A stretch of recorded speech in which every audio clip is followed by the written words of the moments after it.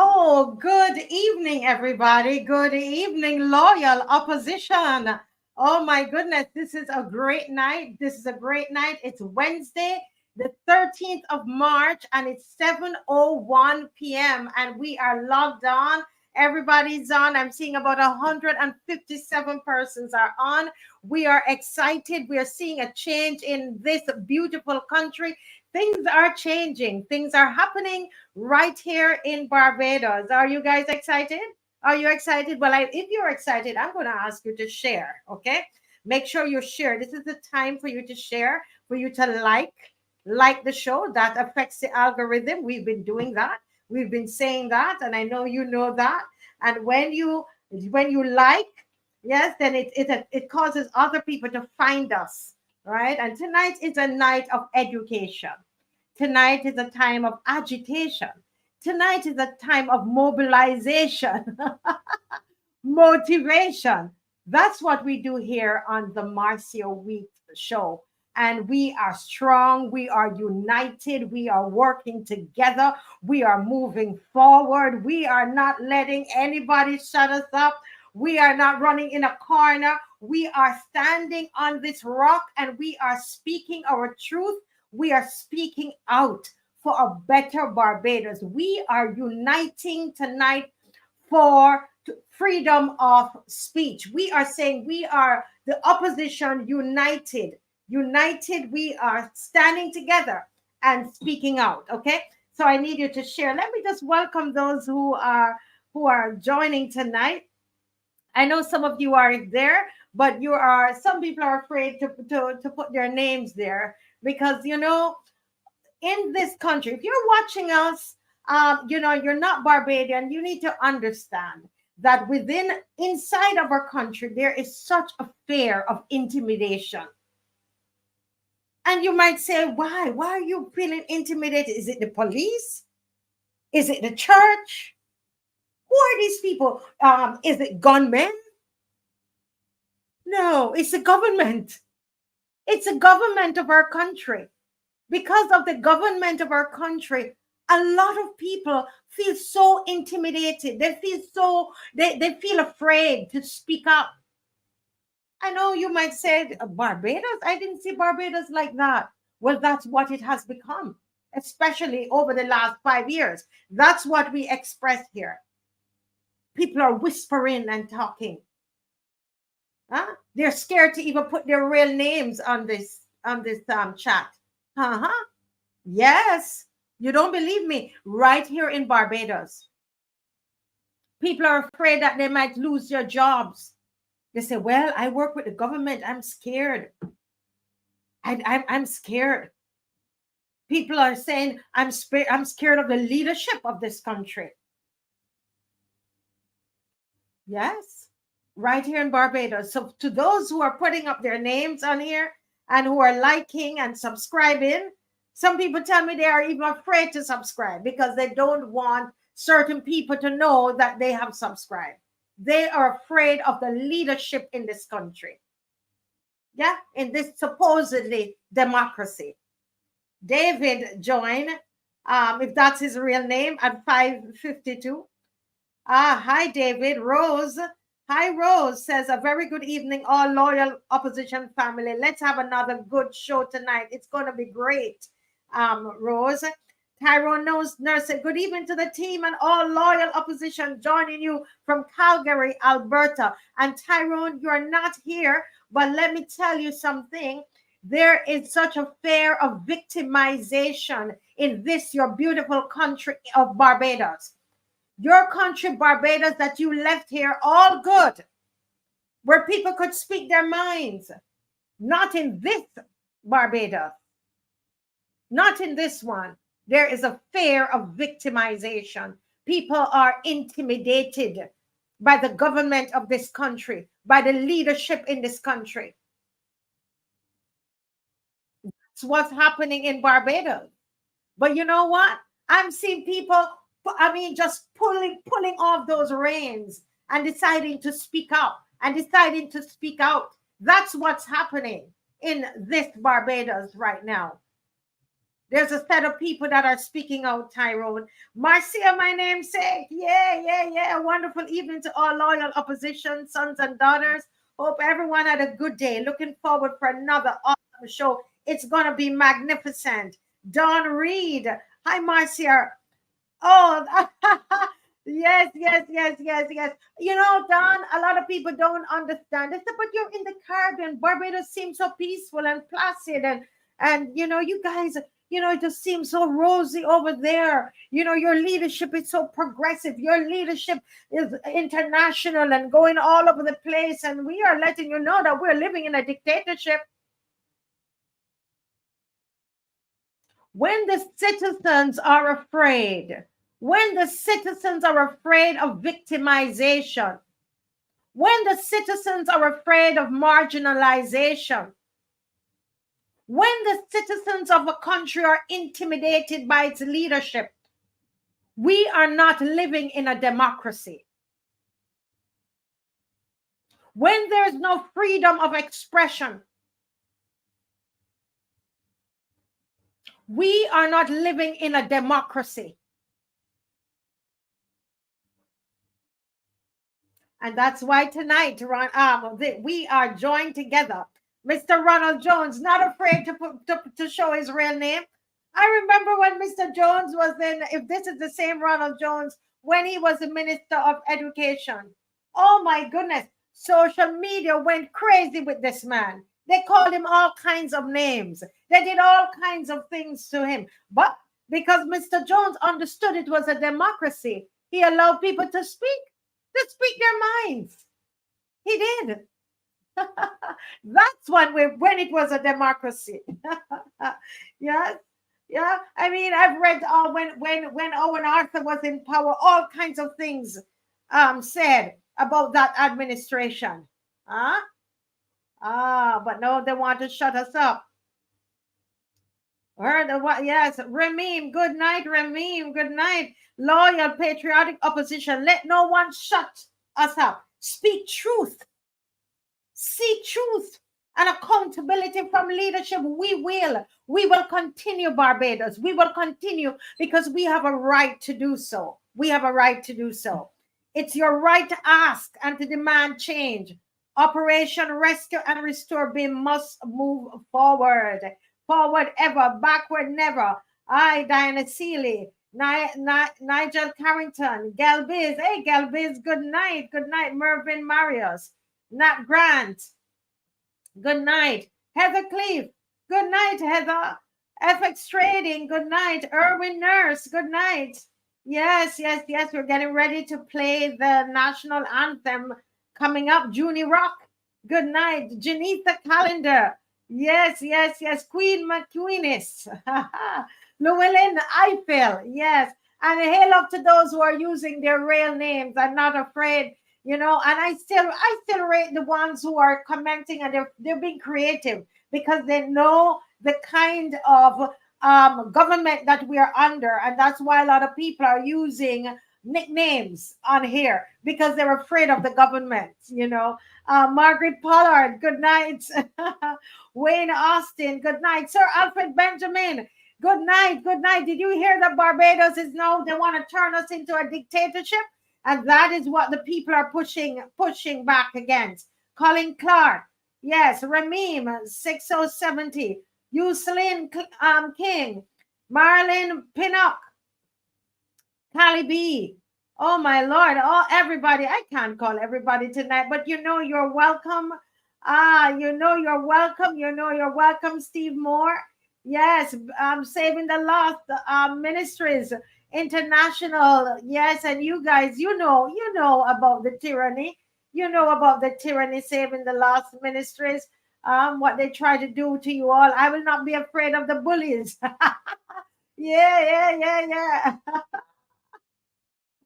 Oh yes. When people cover, they want. I have to read this one. When people cover, they're easily disposed of. Stand strong, my people. Stand strong. We're my Buster people. Where my Buster people at?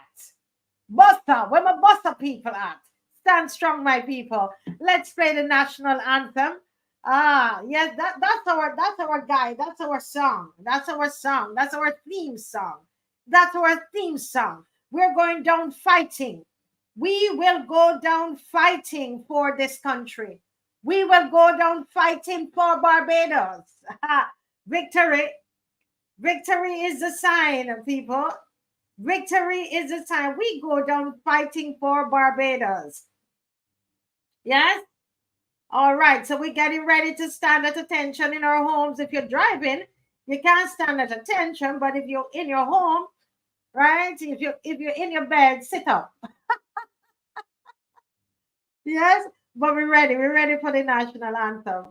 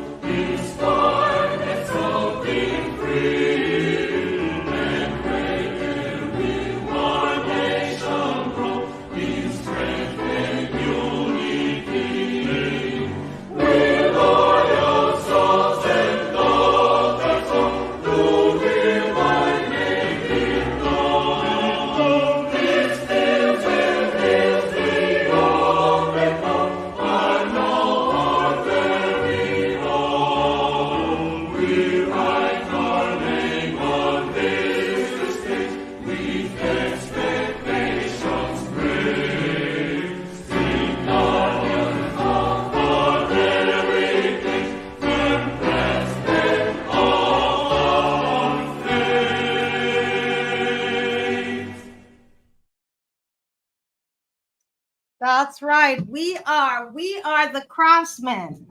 We are the craftsmen of our faith, firm craftsmen of our faith. And that's why we speak out, guys. That's why we speak out. We are crafting our faith. Yes, the faith of this country. What happens in this country? It's our responsibility to determine what happens to this country. It's your responsibility. It's my responsibility. You don't have to be in government. You don't have to be an MP. The people there in, I can't remember the name of the place in St. James, in that small community in St. James, look at what they did. They had, you know, they weren't in government. In fact, they called their MP and the MP didn't even answer them. They stood up on their own 2 feet. And I'm saying to us, people, this here, we must fight for this. Come what may, this is ours. It's our country. It doesn't belong to the 29 of them. And as long as you live in this country, you can always open up your mouth and ask questions. You will always open up your mouth and demand accountability. You will open up your mouth and demand transparency as long as you live on this rock. This is our country. And the 29 of them in there, we put them there. We employ them. It's time they understand that and begin to walk and walk in that understanding.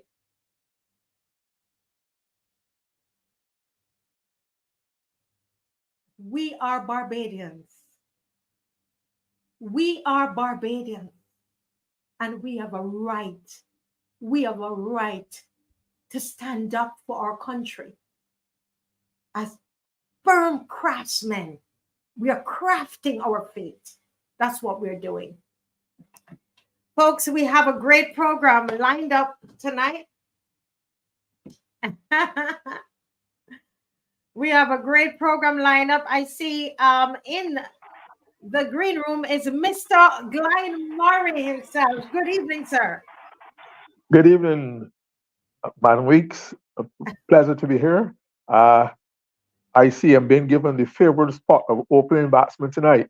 It's the first time I've had such an honor, and I hope I can live up to the standard set by the other preceding opening batsmen.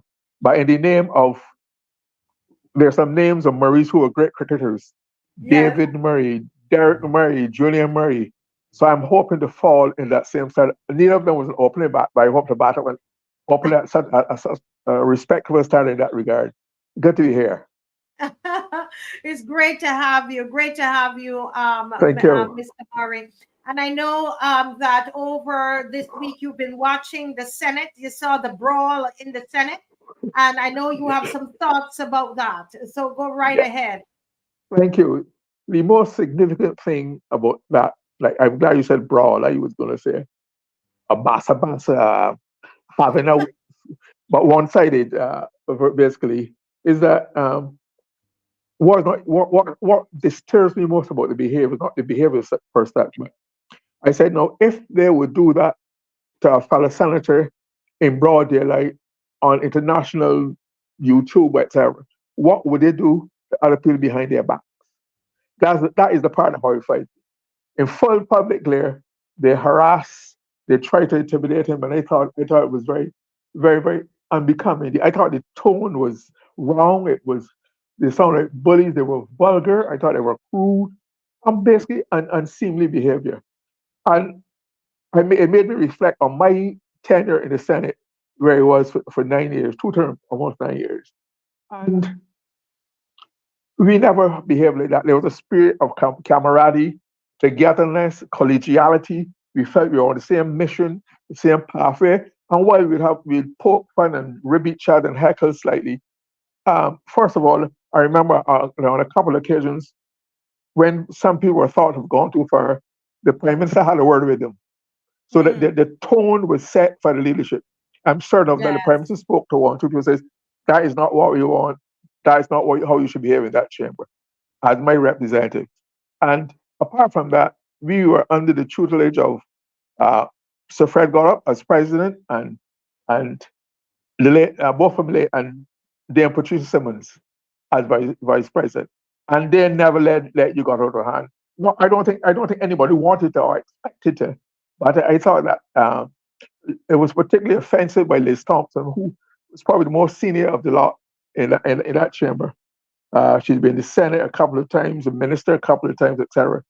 I thought she should have known better, and that she should have sought to set a standard for the younger members who would be looking up to her as one who was specially brought in. She was specially brought in to add some fire and strength to the Senate, because I am told that it was felt that the Senate were losing the argument. They were not strong enough debaters, so she was brought in. There was another person who was brought in, but one of the still incumbents made such a fuss and cried and had a tantrum. They kept that person in, and so therefore brought in a much more effective debater than that. But I thought that what it made me realize too is that her behavior made me recall what Wyneth had to say about her at one time. I mean, people often talk about how the very prophetic and telling and incisive words that the late Prime Minister after used to describe how he evaluated Prime Minister Morley leading opposition as she does was, and they thought that people remember that. But he also described um, Liz Thompson as cantankerous. And he so frowned on bad behavior that one of the times when she was fired, it was fired because she was disrespectful to leader of opposition, David Thompson. So he took behavior of his senators or his government very, very seriously, and he took steps to correct it. In addition, Senator Thompson, who should know better, has a history. I remember her being in Carolina Car Park at the presentation of candidates' nights in Barbara's Labour Party during a political campaign. And she made an entrance on the phone on the stage brandishing a cutlass. A cutlass? A cutlass. And we were horrified.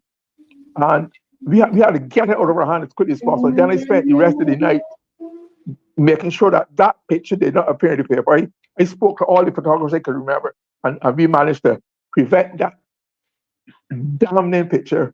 Can't imagine being ended on the front page. I think probably a Sunday front page too of brandishing their cutlass. David Thompson often made a very telling right comment when he said the cutlass should have been sued, should have been prosecuted for associating with Liz Thompson, or worse to that effect. Right. So it's not easy. It's not easy. And but then my last straw, no, second last straw of Minister Senator Thompson was a presentation she made in Queen's Park, in which she unfrocked, exposed, said some of the most horrifying things about the personal lives about the previous leaders of Barbados, and including some of their perceived sexual habits. That really, and that was the last time I started to listen to her like that. And I've never really held her in much esteem. So I'm not surprised that she's behaved that. But the second last time, and it's the worst time I ever heard her behave, was her behavior at a cabinet meeting. I will not tell you what it is now, but it was an incident involving her and the present Prime Minister, which I will talk about at sometime soon, and which Oinata would have dealt with in his memoirs, which he never got to write the memoir. But you'll be horrified. It's my worst day of a cabinet session. Nothing else met up to that. So she's running true to form. So we leave her for history to judge her. But I think she should apologize to the Senate. But on the other hand, the president was very wimpish. He just let things roll, his usual style. He is experienced enough. He was leader of government business at one time in the Senate with me. And he's had experience with other presidents. He should know that the rules are there that govern that behavior, but he refused to impose them, did not impose them, and that therefore encouraged the other youngsters to feel that is the way they can behave because they were not being chastised and brought to book and being read the right act. So I think it's a collective punishment that should go to all of them. Well, so I got that off my chest, but yes. even more. Yeah, but and you know what's great? You always bring the history to it, and that's what I love about your presentations. You are always bringing that history. Now I know you wanted to talk to us a bit about the Hope project. You have some insights about that? Before you do that, can I just talk about the postman? Yes, go right ahead. Yes, this new proposal for the postman is another horrifying proposal by the government. Like I asked last time, I'm still yet baffled as to how they find themselves in these impossible situations, which are clearly invidious and detrimental to society. Mr. Murray, can I ask you to just, for those who are joining us, they probably weren't here for other shows. Can you tell us exactly what is this government proposing for the postman? The government is not proposing, and the government actually had a meeting, because I checked with some postmen friend of mine, had a meeting a week or so, or a week ago, with the postmen, and they want them that there's a a section of the new, I forget the name of the other, these are the new identity card, which says that if you change your address and you do not identify the Electoral and Boundaries Commission within 3 months, you're liable to be fined $500. And for years, a couple of decades, 30, 40 years, the Electoral and Boundaries Commission has been allowing people to register their change of address and at their own free will, especially at election time, they provide for that. Not all of a sudden they want to make a criminal act, because if you are fined, you broke the law. I think it's a heinous proposal, and I'm shocked. But then I'm beginning to be less shocked. But they want the postman, apart from their duties, to keep track of people and inform the post office or the authorities when somebody has moved, to check to see whether they have been notified or not, and basically to check with the persons. And those the persons of whom I spoke said that, first of all, it's outside their list of duties, terms of reference, but mostly the fact that it's demeaning to them to ask them to go and consider to spy. In fact, some use even a more invidious term. They want them to go and pimp around Barbados to see who is living where and whatnot. They felt it was wrong. And I thought I should, to show you how wrong it is, I thought I should read some of the mission of the Postal Service. It goes to process and deliver communication goods and financial services locally and internationally in a secure, reliable, timely, and economical manner. That is their stated mission. So how they get from that to this proposal, I do not know. And then apart from that, the Postal Service is a very fine institution. It's been around, believe it or not, it's been around since 1663 when it was set up. 1663 is one of the oldest postal services in the world. 1673, it began as a packet agency.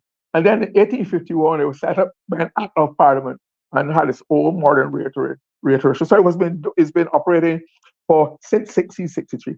And its ethos, its performance, it is easily one of the most highly respected and admired services in Barbados, about which you seldom ever hear anything negative about the Postal Service, especially the postman. And the postman, apart from what they're now proposing for the postman they had developed a very special relationship with especially the community, especially senior citizens. And they were the guardians of the senior citizens. They would collect their pension checks, get them cash for them, take the money back to them. They would make sure the prescriptions are filled, and they were social service. And that took a lot of strain out of the other departments of government, because of the way the persons related them and trusted them and believed in them and whatnot. Now to have them go in this direction, I really think it is something that should not be condoned. And I wonder where was the trade unions? How could they let this far? They did not discuss it. Such a massive change. I would have thought they would have thought it best to discuss any proposal like that with the union first before they take it to the Postal Service. And I think we should resist it. We should resist it to every possible level and make sure it does not get any further than a proposal. So I hope I have had enough to open people's eyes that this proposal towards the postman also reminds me of the step-by-step measures the government has been implementing in degrading, distorting, corrupting, whatever the public service. They talk about transforming the service. And I get very weary when they hear transform, because nobody ever tell you what they're transforming you into. But bit by bit, you've had contracts being given to senior public officers who were fully appointed on their own merits. You have people being promoted and given contracts. You have it's a corruption step by steady. Okay, change will have to be made to improve the service. That's an ongoing process. But come with a proposal, come with a message, come with a philosophy, lay it out so that people can see the logic of what you're going. You're going taking these steps to end at one suggestion, one designated spot, goal, location. But all you get is these diverse acts that are, look what they've done to the government information service. They attempted to shut down the government printing at one time too. They were going to shut it down and sell it. Those were jobs. So I'm saying that come with a proposal that tells you what you're proposing to do and why and how and what the effects will be, rather than just sneaking these things bit by bit all over the service. You get reports of people who are unhappy, dissatisfied, they feel you're no longer being respected as professionals, persons are broken and being pitchfork over them. It's amazing. And they talk about you talk about you talk about consultants. I am told one would have thought that the Ministry of Finance and the Prime Minister and her various offices under her would have had enough consultants by now. I'm told that there has recently been another consultant about which there was no public announcement, and there was not many people therefore would have known. I'm told that Dr. Arnold McIntyre, he's the son of Sir Alistair McIntyre, who was once CARICOM Secretary General, Grenadian born person. But I understand Dr. McIntyre, who works with the IMF, was brought down to Barbados, him and his wife, at the government, at the taxpayers' expense, air trip, accommodation. I'm sure they got per diems. Advice on the estimates. That's what I'm told. How much more Wow. advice? Can you repeat that, Mr. Murray? Repeat what you just said. He was brought in, him and his wife were brought in at the taxpayers' expense. And so ostensibly advised the government on the estimates. Estimates we've been doing for donkey years. Apart from that, we have Dr. Kevin Greenidge, who is a product of the IMF, right? Who headed the BERT, who is no central bank government. Why would you have to spend taxpayers' money to bring in another consultant? Absolutely amazing. But it all boils down to a conclusion I reached in 2014 when I wrote 2 articles in the Sunday Sun, in which I said the next Prime Minister, the next Minister of Finance in Barbados should be must be and should be a trained economist. And I am no economist. I only did one. I only did Econ 101 at Kickford. I'm not sure what the Prime Minister did, but I know she's not regarded as an economist either. I'm not sure what her training or exposure was. But the point is, because the economy is so dynamic and diverse, etc., that you have to be more than just a listener who can take people's comments and advice. My basic point was, if you had 6, 7, 8 advisors, as you know, doctors, economists, social scientists, everybody, lawyers can have equally trained, have different opinions on the same topic. If you have 5, 6 different opinions, if you do not have a basic understanding of the principle of economics, how would you decide which of them you would go for, which advice you would go for? So, and I think that this absence, horrifying absence. I've been racking my brains. I've talked to all the persons, and like I said last Wednesday, I cannot recall. Nobody can recall any other time that the leader of the government, the Prime Minister, Minister of Finance, was absent from Barbados for the estimates. And you come back on the virtually on the eve of the budget next Wednesday. It cannot be a rush job. You spend all this time traveling the world, speaking thing, and leave and forgetting that we elected you to be Prime Minister of Barbados, not to be Prime Minister of the world. And all policy local. Your first responsibility is to Barbados, and you should have a direct hand in shaping the estimates, not leaving other people to shape it for you, and then you have to give the service to it because it's none of your products. I remember working with Prime Minister Tom Adams and also Prime Minister Oynat. They helped to fashion the estimates. They were rolled up the shirt sleeves and spent hours on it, and the budget. They wrote most of their budget themselves. They would get briefings from person, but it was part of their intellectual input. They wrote it in longhand. I can see them doing it now in Long Island. They didn't dictate to anybody, so they crafted. So when something came, they consulted a person. They would meet various groups, get submissions. Prime Minister after had a habit where if he's going to do something major, he would a week, 2 weeks, 3 weeks, a month, and where he did virtually nothing but do his research, reread documents, reread books, and refreshing himself on what he's going to do because it had to be the best possible job that emanated from him. And I believe I'm almost all the time, but let me just mention that I was going to say hope, but I think I'm going to leave it more to deal with for Kimar, and I hope that the leader of opposition next week when they talk the budget will get a chance to deal with it. But I've got information too that hope. I call it rope, not rather hope, You call it what? because rope, ROPE, because it's again people. It can't be hope. It's hope. It will have the hopeless rope because a rope. A rope is a very strong instrument that has been around for hundreds of thousands of years. You Yeah. can tie up, you can pull down, you can tie it up. And I think this is putting this government down to its own fall and destruction. Because housing, this government has been particularly pathetic about housing. And some of the person involved in Hope, with the surname of Hoyos and Adams, their predecessors, their fathers and grandfathers, and would be ashamed of them because they had direct hands in shaping some of the original public housing for Barbadians through the Barbados. They call it the Housing Board, and then the Housing Authority, then National Housing Corporation. And this was a government-led project where these people made it easy for ordinary, simple persons to get housing, proper housing in Barbados. Um, and now hope has come to choke people and made it impossible. It's so convoluted and complicated. But the first thing that warned me, that caught my ear about it, was when it said, when we were told by one of the principals that it was, they're going to give the persons the land for the whole project, and then they will pay for it out of the electricity generated.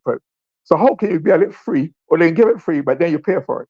From the Mm, time that was said, I said, does not make sense. Because when I'm yeah. dealing with these technical subjects, I listen to the logic and the language. I don't Mm, get caught up on baffled by the jargon, etc. From a warning bell went off in my head.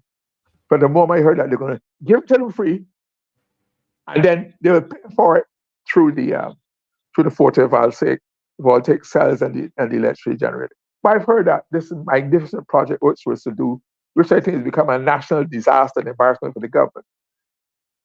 Had so far they cannot they've about 60 million dollars have been spent and not a house to show for it. 60 million. When wow. they tell you when they tell you about what horrified mostly too about the documents I saw was the interlocking directories.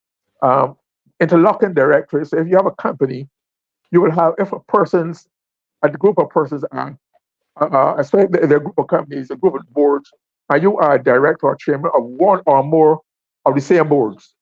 So Mm, there's the kind of camaraderie. It's sprung upon because it often leads to collusion, where good governance does not obtain because you're more of a group and a buddy and a pal and a clique than doing yes. your due diligence and being professional and making sure that your fiduciary responsibilities are carried out.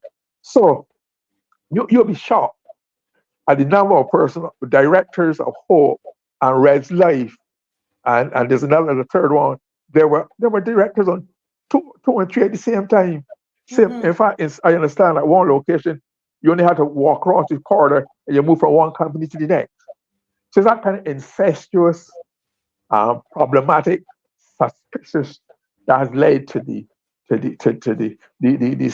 stillborn nature of Hope. And at $60 million, I think there's room for a forensic audit and a commission of inquiry, not by anybody or anything local. The tentacles uh, stretch too far. Some very prominent names in Barbados have been involved in some of the boards, even are. And I think it would be doing the country a disservice and misleading them if you use some in-house person to carry out it. And so don't believe that because a company is say, for example, an international a cooking company is above it is perfect. Because one remembers, remember a company Arthur Anderson that crashed after the financial crisis to early 2007, 8. And they did such unseemly things with the banks. I mean, they concocted all kind of reports, and I think so. All of these because they were dependent on their stewardship and further contacts with them. So I would say that that we have a lot to learn. I hope that the lady opposition could raise it during the budget and bring some of it to book because I say so because we are not going to be having obviously we're not going to be having a debate on housing or education Hmm. or the Ministry of Foreign Affairs or the Attorney General's office, nothing like that, or the environment because I think it resumes Friday I think at 9:30, and I think that's the end of the debate. The debate. And so I think there are a lot of questions to be asked, a lot of information we had. I think we have to use whatever means we can to make sure that the that hope is accounted for, the government is held accountable, and that is we can at least begin to get some light spotted into that fiasco that has been the project. Yeah, Mr. Murray, I mean, this has been excellent. Very, very excellent. Very spirited. Lots of energy and lots of information and history. You are the history man, and you put Oh, things in context, and we appreciate having you on the program, sir. thank you very much. Yes, the chat is lighting up, and they are glad to hear you. And this is very, very good. Very good. Mr. Franklin, good night, sir. Listen, you must have had a tan. You were in the sun all day today. What tell us what happened today, Mr. Franklin? Well, good night, everyone, and thanks again. And I came on and heard Glenn in full force there going. You know, I said, well, Glenn getting back some of that old youth. Well, you know there's a contradiction with Yeah, terms. that's what I said. That old youth. You know, you had it years ago.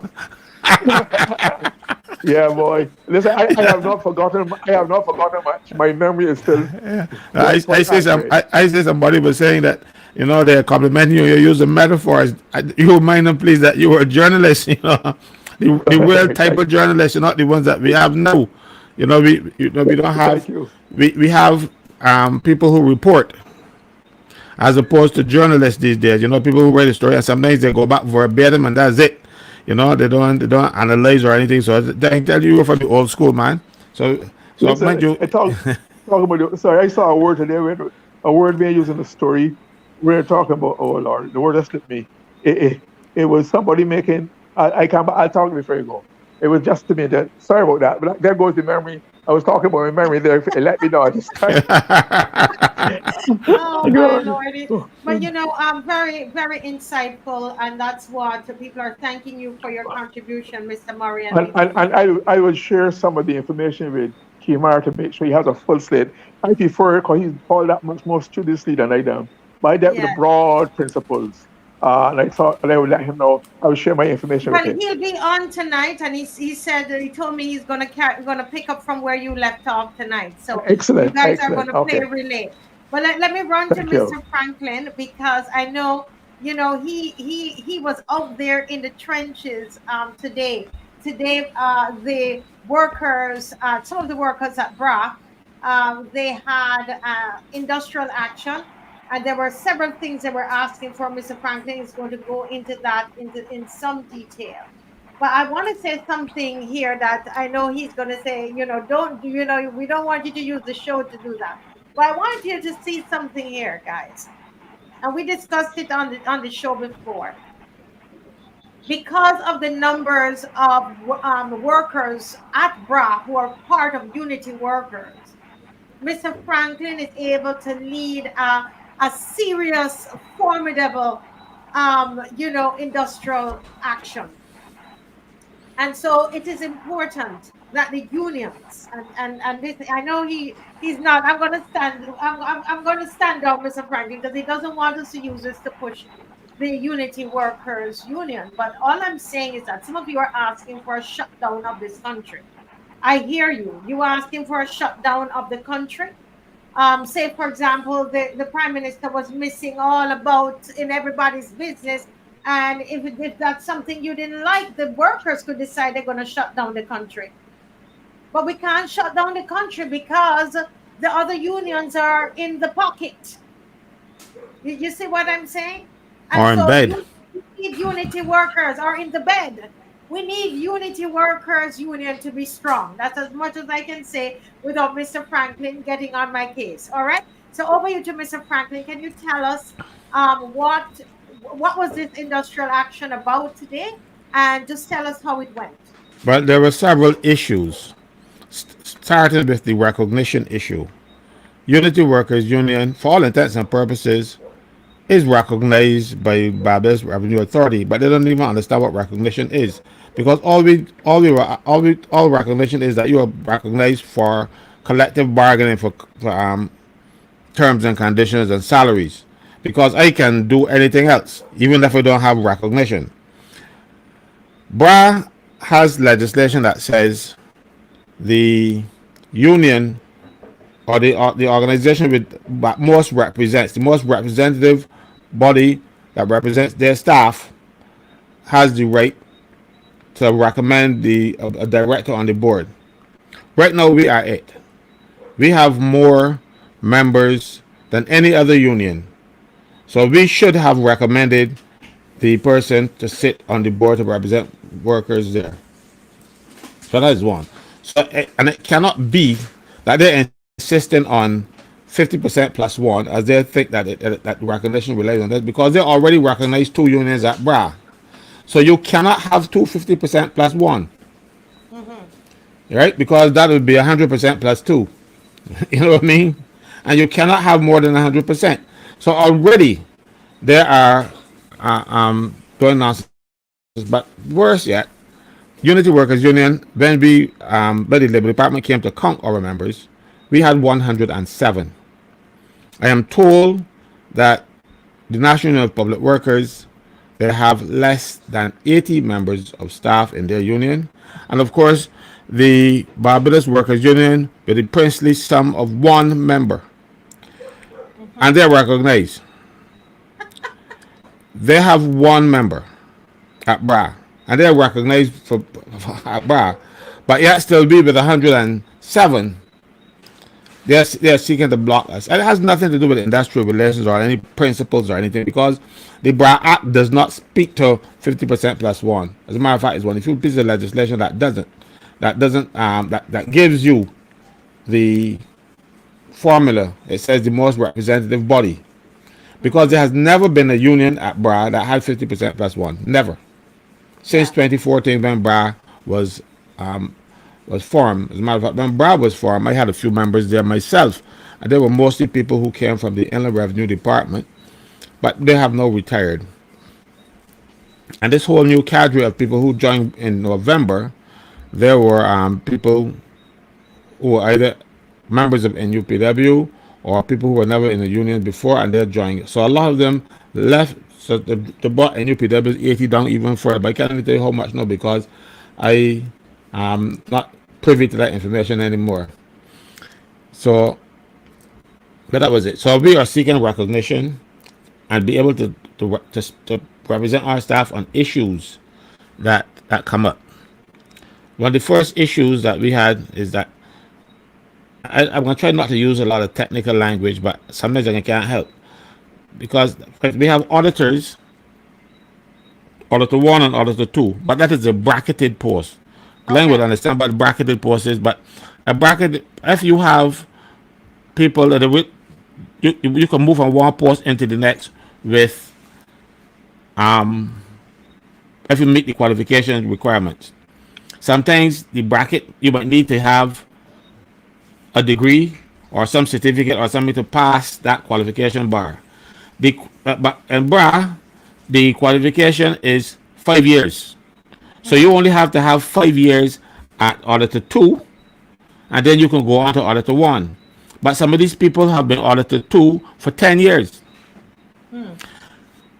And we refer that to the Labor Department, because Brad does not want to behave properly. I don't want to follow the law.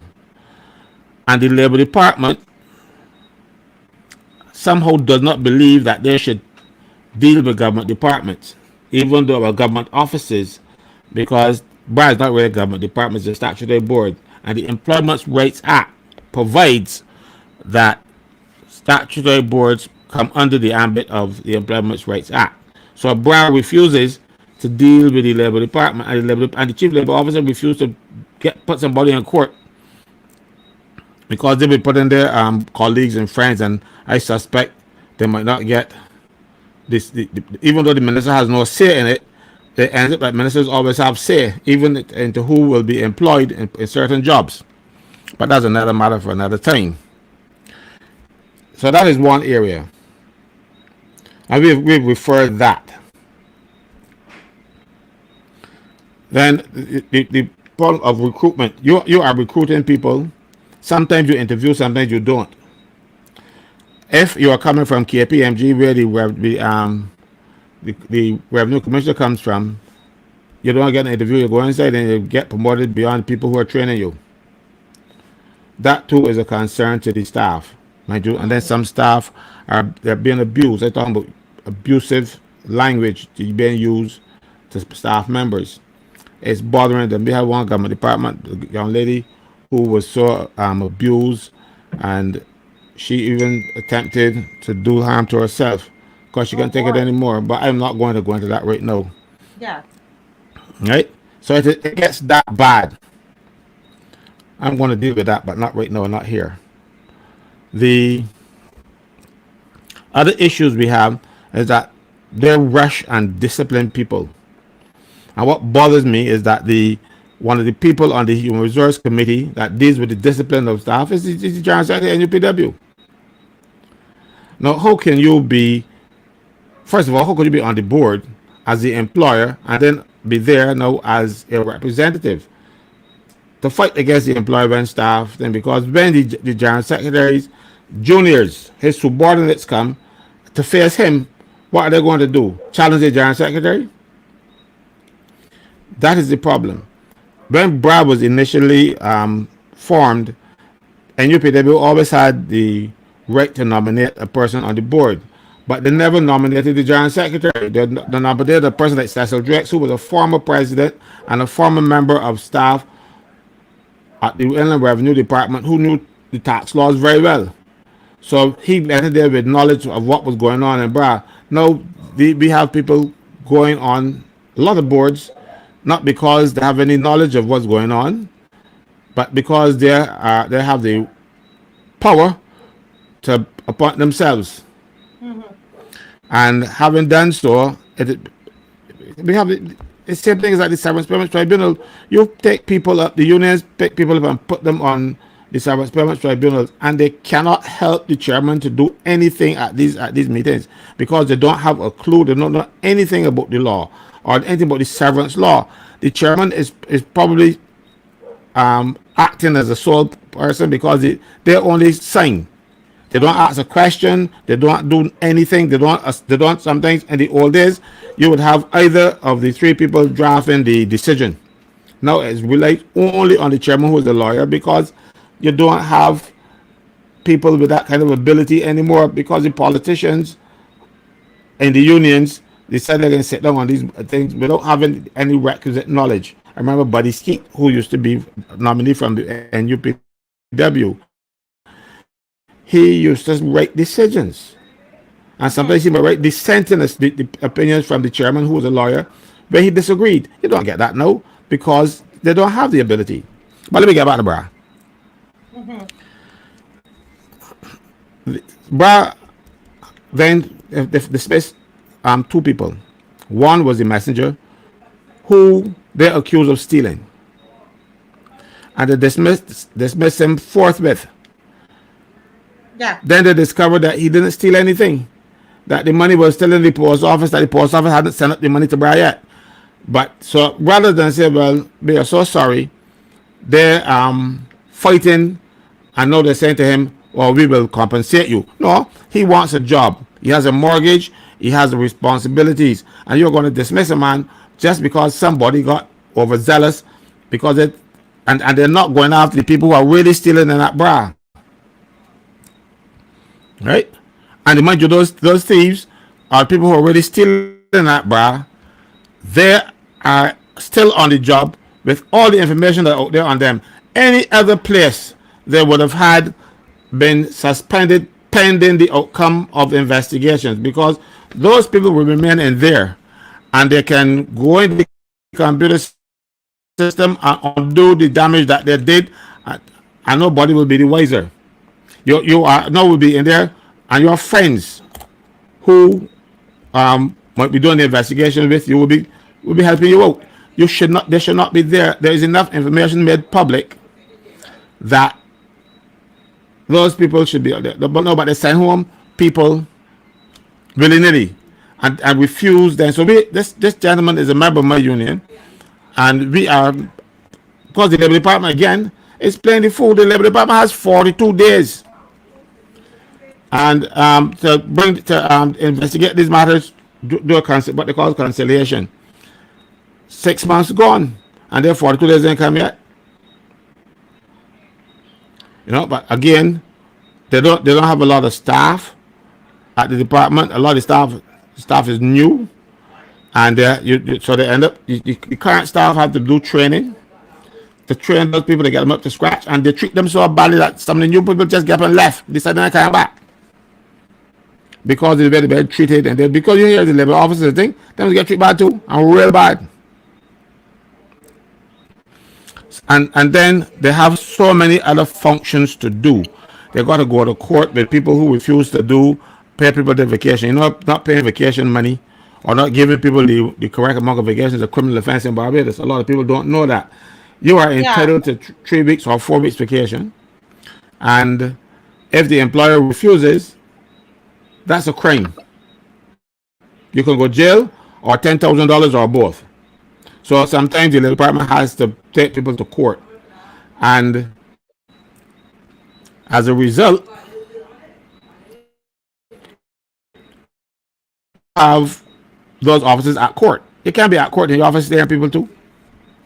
They don't have enough of them. I sometimes I sympathize with them because I know what they're going through. But while I am sympathizing with them, I have to sympathize with the people who have matters before the Labor Department who are not working. Those labor officers are working and getting paid. The chief is working and getting paid.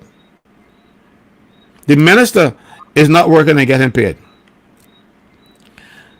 You know, because if he were working and doing what he was supposed to do, the Employment Rights Tribunal will be up and running. The Labor Department will be better staffed. Right now this year in the estimates, they have not increased the allocation to the Employment Rights Tribunal. But yet still the minister is out there saying, oh, we're going to do this, we're going to have a full-time tribunal. But who are you going to pay them with? You know, I hate when people come and give public the impression that they're doing something when they know that it's impossible. Because you would have to, you put money in the estimates for these purposes. There's no money in the estimates for it. So when you make these grand announcements because you have a microphone in front of your face, and the thing is, he's accustomed to speaking microphones, he's a preacher. And that's a contradiction of the terms now being a minister in Motley's administration and being a preacher too. They told him are not compatible. Because I have seen the minister say some things, I will put them not higher than untruths because they're very decent tonight. And then saying the untruths are things that he should know that they were not true when he was saying them. Right? So we have now you can't get these matters done. And then there's a case where they wanted to bring in somebody and they got one of their friends to do computer work. So the guy who was in charge of the computer section, they got rid of him. Now, redundancy is where the job no longer exists. It does not mean that you can change the name of the job and put somebody else and give them the same duties, because the duties still exist. So it is not redundancy, it is unfair dismissal. You see, you can call me a maid and I'm cooking for you. That doesn't mean I'm not a cook. You know, that's the problem. It is what the functions of your office are, and not the name. Right. So there, some idiot decided that they're going to change up some things and get rid of this man. First of all, At statutory boards, they don't make these decisions on their own. They have to consult with the Ministry of Public Service. That's government policy, long-standing government policy. If you're going to make people redundant, the Ministry of Civil Service has to be involved. When they first made that man redundant, I spoke to the people in the Ministry of Civil Service and I tell me, because we're talking foolishness, nothing's going to happen. I said, don't tell me nothing's going to happen. The man in front of me saying down. And they said, oh Lord. The problem there is that they do not know their job. They just want to victimize people and they're going to make a job redundant. And now, again, we can't get the Labor Department to deal with it. And of course, now we decide, well, look, the tribunals don't like to pay. So we're going to take this matter to the High Court because in the Peter Scott case, he got over $1 million. And we are saying he got dismissed and he lost his pension. He lost salary for the years up to retirement. So we are asking for similar things for him as well. But we have to protest these things because Brad is behaving like an outlaw. Mind you, today we had the meeting last night on Zoom, and we decided that we're going to take the industrial action. Yes, today, having informed the Revenue Authority that we would be taking industrial action. We wrote to them sometime back. I remember there, no telling them that we'll be taking industrial action without any further reference to them if they don't do certain things. Well, I can tell you now, we will be continuing the industrial action until such time as they behave. You know, it is not about Caswell, frankly, it's about treating the workers properly. It is about doing what is right. And it's not even you know, like in Barbados, you don't need a lot of law courts for labor matters or even unions, you know. All you have to do is do the right thing. Treat people the way you would expect to be treated if you were in their position. And I would be out of work. I gotta be looking for a job. All you gotta do is treat people properly. Treat people the way you expect to be treated if you were in their position. And you would have industrial peace and harmony about Barbados. But we have too many thugs walking about the place in the public service. Now, I deal with that aspect of it, but I want to come now to BRA again because I was doing some research on BRA. Oh boy. With Sonia Brown. Yes. And these issues where they're raising the taxes. Under what provision in the law have they raised the taxes? I'm still to find out. The Land Tax Rates of Order 2015. This is as far as my research tells me, these are the orders that was done by St. Clair. It says on the improved value of each parcel of land for residential purposes up to $150,000, you pay no taxes. On the excess of the improved value greater than $150,000 but not exceeding $450,000, you pay 0.10%. Right? Then it says here, C, on the excess of the approved value greater than $450,000 but not exceeding $1 million, 0.45%. This is for residential purposes. On the excess of the improved value greater than $1 million, 0.75%. Then the next category is on the improved value of each parcel of land on which there is a building other than a residence. You can have a farm property, but you could got your store where houses out there, store your stuff or whatever else. If it is not a residence, you pay 0.7%. And then it says on the site value of each parcel of unimproved land, you pay 0.80%. In the 2019 budget, the Prime Minister changed that rate to 0.95, I think it is. But so far, they have not, as far as I can think, they have not regularized that order, so you can't be charging it all like now.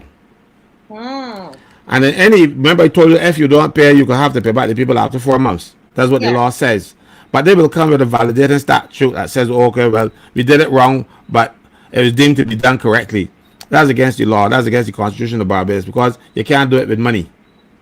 And when you take away people money, you got to take away people money from tomorrow, but you can't take it away from last year. So when you validate an illegal act, it is an unconstitutional act. That's the situation. So the problem here is that this orders does not speak to anything but it's called agricultural land. It says here, if it has on the improved value of each parcel of land on which there is a building other than a residence, 0.7%. Right? If it has a property on a house on it for residential purposes, they have they have 4 different categories. All right. So they have come up with this idea of talking about town planning. Town planning doesn't deal with land tax. So when you go and say, oh, town planning has it as agricultural land, of course you can have agricultural land. You got a house on agricultural land, but when you got a house on agricultural land, it then is charged at a rate of the particular rates depending on what I just read to you. Right. Because you live there, you got your family there. If you don't have a property on it at all, a house on it at all, then you pay for the unimproved value and you pay 0.8% or 0.95 as they're doing now. That is not covered by any law. So they had no authority to change Sonia Brown or anybody else's property to suit things other than what is specified in the land tax the schedule, which is the rate of taxes schedule done in 2015. They don't have any power to do anything other than that, but they have done it. And in some instances, there are pieces of land that they say, you know, this I just read, on the site value of each parcel of unimproved land, meaning it ain't got no house on it or it ain't got nothing on it. But when some of these parcels of land that have no houses on it, and by actually go and looking, when you look in the records of the BRA, there's a house on it, because then you will pay 0.1 or 0.45 or 0.75 as opposed to right now 0.8 or the 95 that they charge.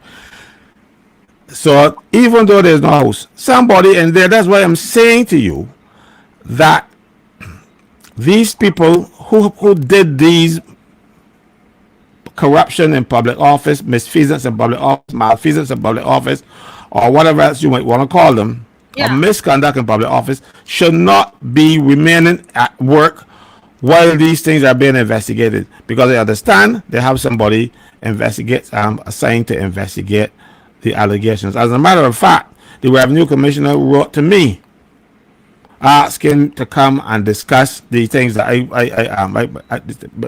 things. I didn't think we were wrong, that woman, because if she don't want to discuss salaries and wages and terms of conditions with me, I go on and discuss anything else. So I got the email, so don't let them say that I telling lies. I have the email, right? And I can share it with you. You know, they are a law unto themselves. And somebody got there a motley crew. Well, they're basically that, a motley crew. 2 T's. So we just need to have a situation where public officers are treated as public workers, because there is a difference between a public officer and a public employee or a public servant. Public officers are appointed under the Constitution by the president or by a person that the president has delegated that power to. Sometimes she will delegate it to the chairman of the Public Service Commission or somebody else. But they are appointed by the president. Statutory boards that they are appointed by the board. They all work for government. Like for instance, national insurance. Prior to these changes recently, they were all public officers. But now they are employees of the National Insurance Board. They're not public officers anymore. So there's a difference between, even though people see and say, oh, these public officers, not everybody's a public officer. You have your job has to be settled in the order made by the minister under the Public Service Act, called the Public Service Order, and they will set out how many posts you got in public service. I'm born Glenn because he used to do that thing, but there is a difference, and I'm saying that when you have these differences, you should not have two sets of people working in public service doing basically the same job, but because one is a statutory board, you get more money or you get less money or you get worse conditions of it, because all our public employees, all are paid by the government. And why should the government have better conditions for some and worse conditions for others? And while we're at it, I mentioned one other thing, no business outside the bra, Lester Vaughan School. Lester Vaughan School has been poisoning people up there for the longest time, because all the gases from the sewage has been coming back into the school and making people sick. Well, enough people got sick and enough people got angry, so they decided they're going to withdraw their labor. And they did some what they call smoke tests. The smoke test show you actually pump the smoke into the sewage system, and you will see it coming up by tree roots, coming through the walls, coming up wrong thing. So that means that all those places they were having problems and gases were seeping out. A lot of these gases are deadly, but they were smaller quantities, but so they'll make you sick. Right. And a lot of them didn't have an order. Some, like hydrogen sulfide, would have an order. So hydrogen sulfide really smell bad. It's like bad eggs, rotten eggs. So basically that kind of that scent something. But ammonia, carbon monoxide, and all kind of stuff, you're not going to smell them, but they're out there. Well, when the smoke goes in and it comes back up there, you will see. So the ministry closed the school, tell the children don't come to school, the teachers don't come to school. But we have people now that the board insists that they gotta come to school. You got the office staff coming to school because the chairman of the board has given instructions that they must come to school.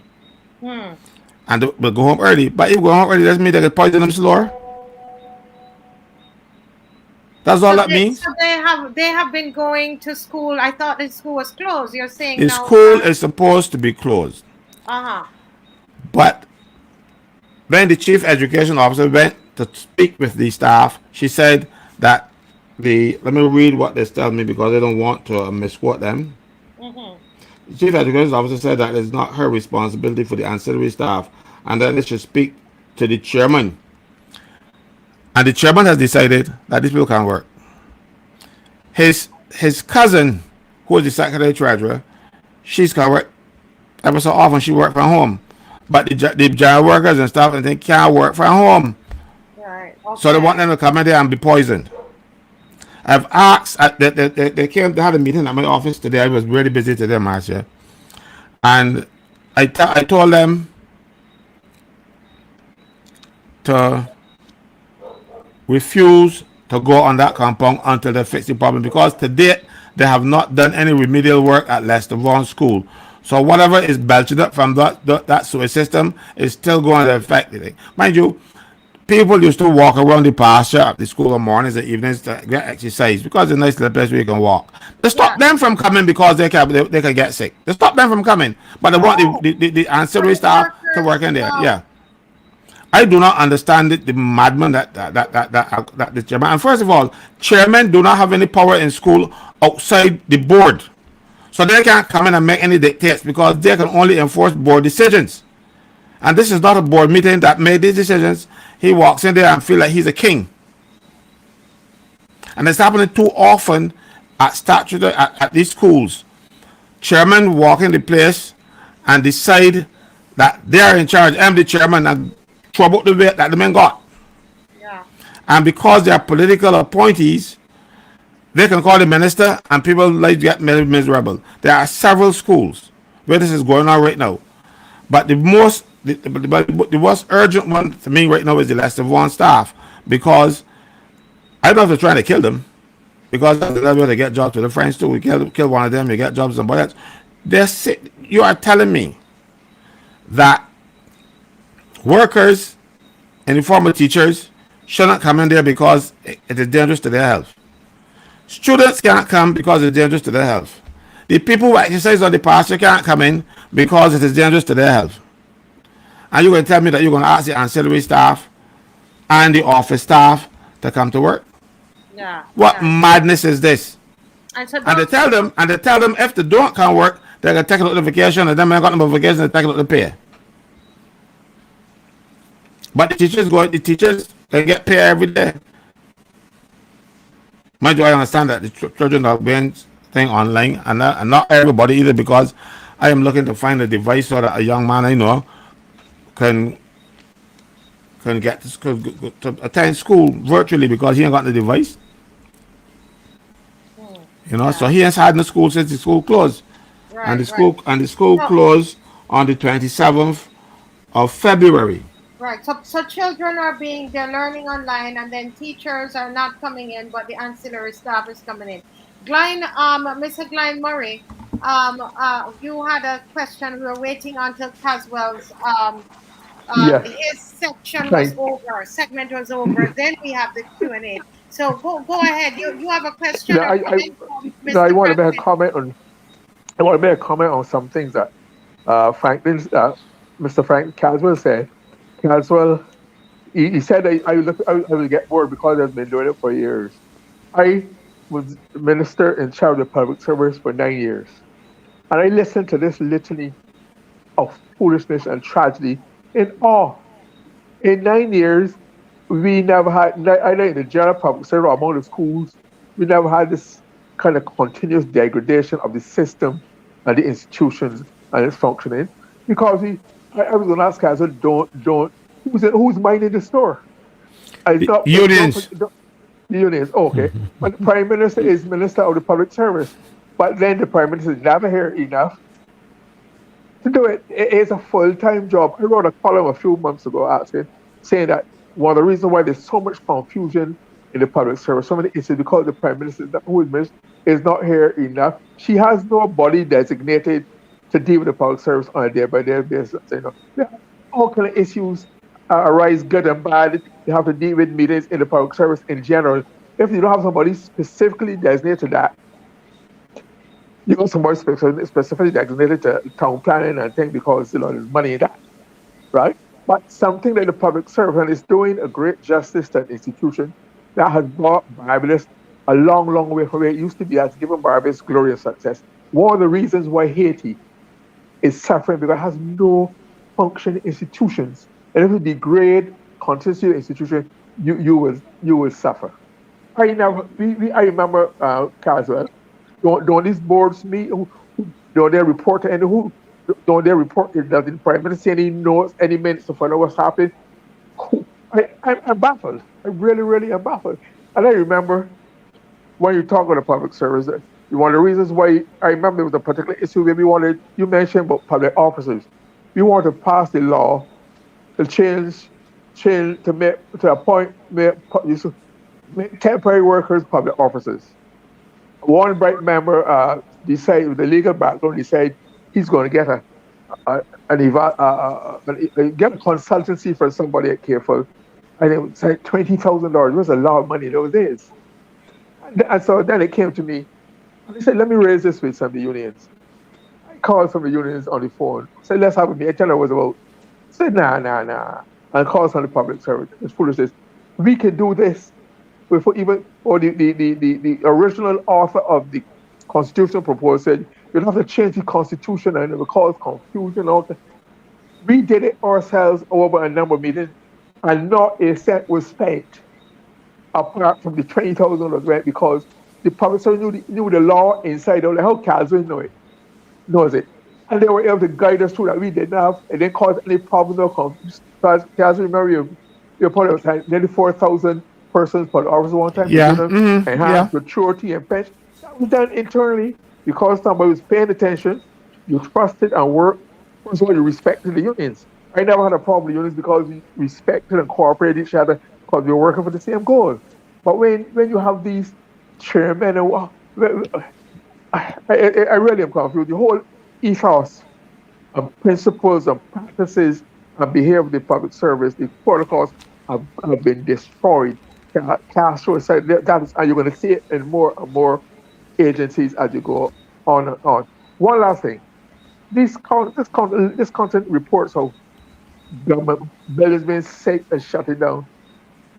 I remember when it was at government headquarters, and as you've heard me say before, I had an attachment to government headquarters because I was going to school at Commermere. I saw it come out of the ground while it was being built. And I always admired it. I said, well, I'd like to work in that because that was the highest public building in Barbados at the time. 2 stories. So I got a chance to work on it twice. So when I was Minister State in the Prime Minister's office, I told the Prime Minister this building is one of the first buildings made by a black government in Barbados. It was opened on the 20th of March 1956. It was designed by Captain Tomlin, a legendary public servant. I think he was English originally, but became a Barbadian. And there's a plan in the foyer that says that.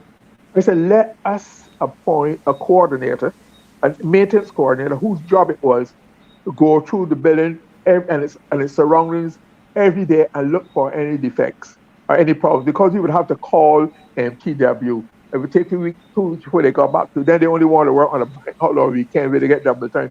And we've not had any problems with that building. I think that if the government were to have a series of coordinators to divide the country into zones and look at this building and let people be responsible for the zone, a lot of money can be saved, and you would have this constant wear and tear and shutting down. And one is unproductive and is destroying Barbados' built heritage. It really is. Blank, there's something I want to raise with you too, because when we had the problems with the education, when Aurelia Smith had the problems at Lodge School, right. They changed the Education Act, and then we had the Lodge School, Commonwealth, Harrison College, Foundation, all the secondary schools. They were not government schools, so to say. They were these people were teachers appointed by the governing bodies of those schools. Right. And the government changed the law, got rid of the governing bodies, and tried to change the conditions of service of the teachers. The teachers went to court, and the court said, in the Will Smith case, that you cannot deem somebody to be a public officer. So what the government did then was to say, well, look, the teachers that come in will remain as public officers, and they will not be subject to the board. They will still be public officers. Right. So they are employed by the Ministry of Education and not and by the civil service, by the Governor General or the President. Now, that's their employment method. The school boards employ the ancillary staff. So the chairman of the schools, they have no authority whatsoever to call teachers to meetings and that kind of stuff, but they do it all the time. I at the same school, last of one, I had to write the chairman and tell him that he flew past his nest. When he was trying to I use the exact words. I said, if you flew past your nest, you can't call the teachers, you can't call teachers in a meeting. He nested all the way behind there, and he up there as well. But a lot of schools, and you will even hear the Barbados Secondary Teachers Union talk about, we were doing this and that. I said, but you're doing it wrong. Because I went sometime go to represent principal at Commonwealth School. Because the Barbados Union, Secondary Teachers Union, not BSTU, the Mary Redmond Union. And they were pushing a case against the principal, against at the board. So I said, tell me something, what are you doing here? You haven't got the authority to call him to come for anything. Not you are not his employer. Miss Redmond said, "Oh, but we've been doing that for the last 30 years." I say, "You've been doing it for the last 30 years wrong." She asserted that, "Oh, there's a custom and practice." I said, "Look, you don't understand what custom and practice means, you know. Let me explain it to you. I'm a murderer. I kill people. And the police never caught me before, but the last fellow that I killed, they caught me. I cannot go and tell the police why custom killing people all the time, so you can't do me nothing now." The chairman fell off his chair laughing. And before they married to the ministry, I never heard about it after that. Well, this the principal is now retired and gone home. But they don't. They say they don't understand what they're doing, and they're rushing to do it nonetheless. And teachers and teachers find themselves being interviewed by the boards, and the boards picking them. They don't know what the mechanism for temporary teachers is that the chief education officer, under the delegation of functions order made by the Governor General, is 122 of 1974. SI 1 2000 and 174 number 174, whatever it is. That order says that the chief education officer has the power to employ temporary teachers and to discipline temporary teachers. That is a delegated function. The chief education officer cannot now delegate that to the school board, because there's a maxim that in law it goes something like this: delegatus non potest delegare, meaning a delegate can't sub-delegate. So over the years, all of these years, Saturday school boards have been breaking the law with the connivance and the acquiescence of the Service Commission, Ministry of Public Service, and God knows whoever else. They don't have that authority, but they do it. And so sometimes you have a teacher who is probably the next in line to be promoted, thing, but the board don't like them, and the board says, "Oh no, you can't be acting in this thing." They have no control over teachers, but they do it all the time. Can I give you one quick story? Yeah, and after that comment, guys, I want to share something with the audience. So go ahead, Mr. Murray, and then and it shows the power that school board chairmen abrogate to themselves take on. There's a secondary school that you'll be very familiar with. I applied for headmaster. So nominees, some names came to the board, came to cabinet, and it was felt that the number one candidate was not suitable for various reasons. And we decided to open it back up and kind of do it again. But by the time the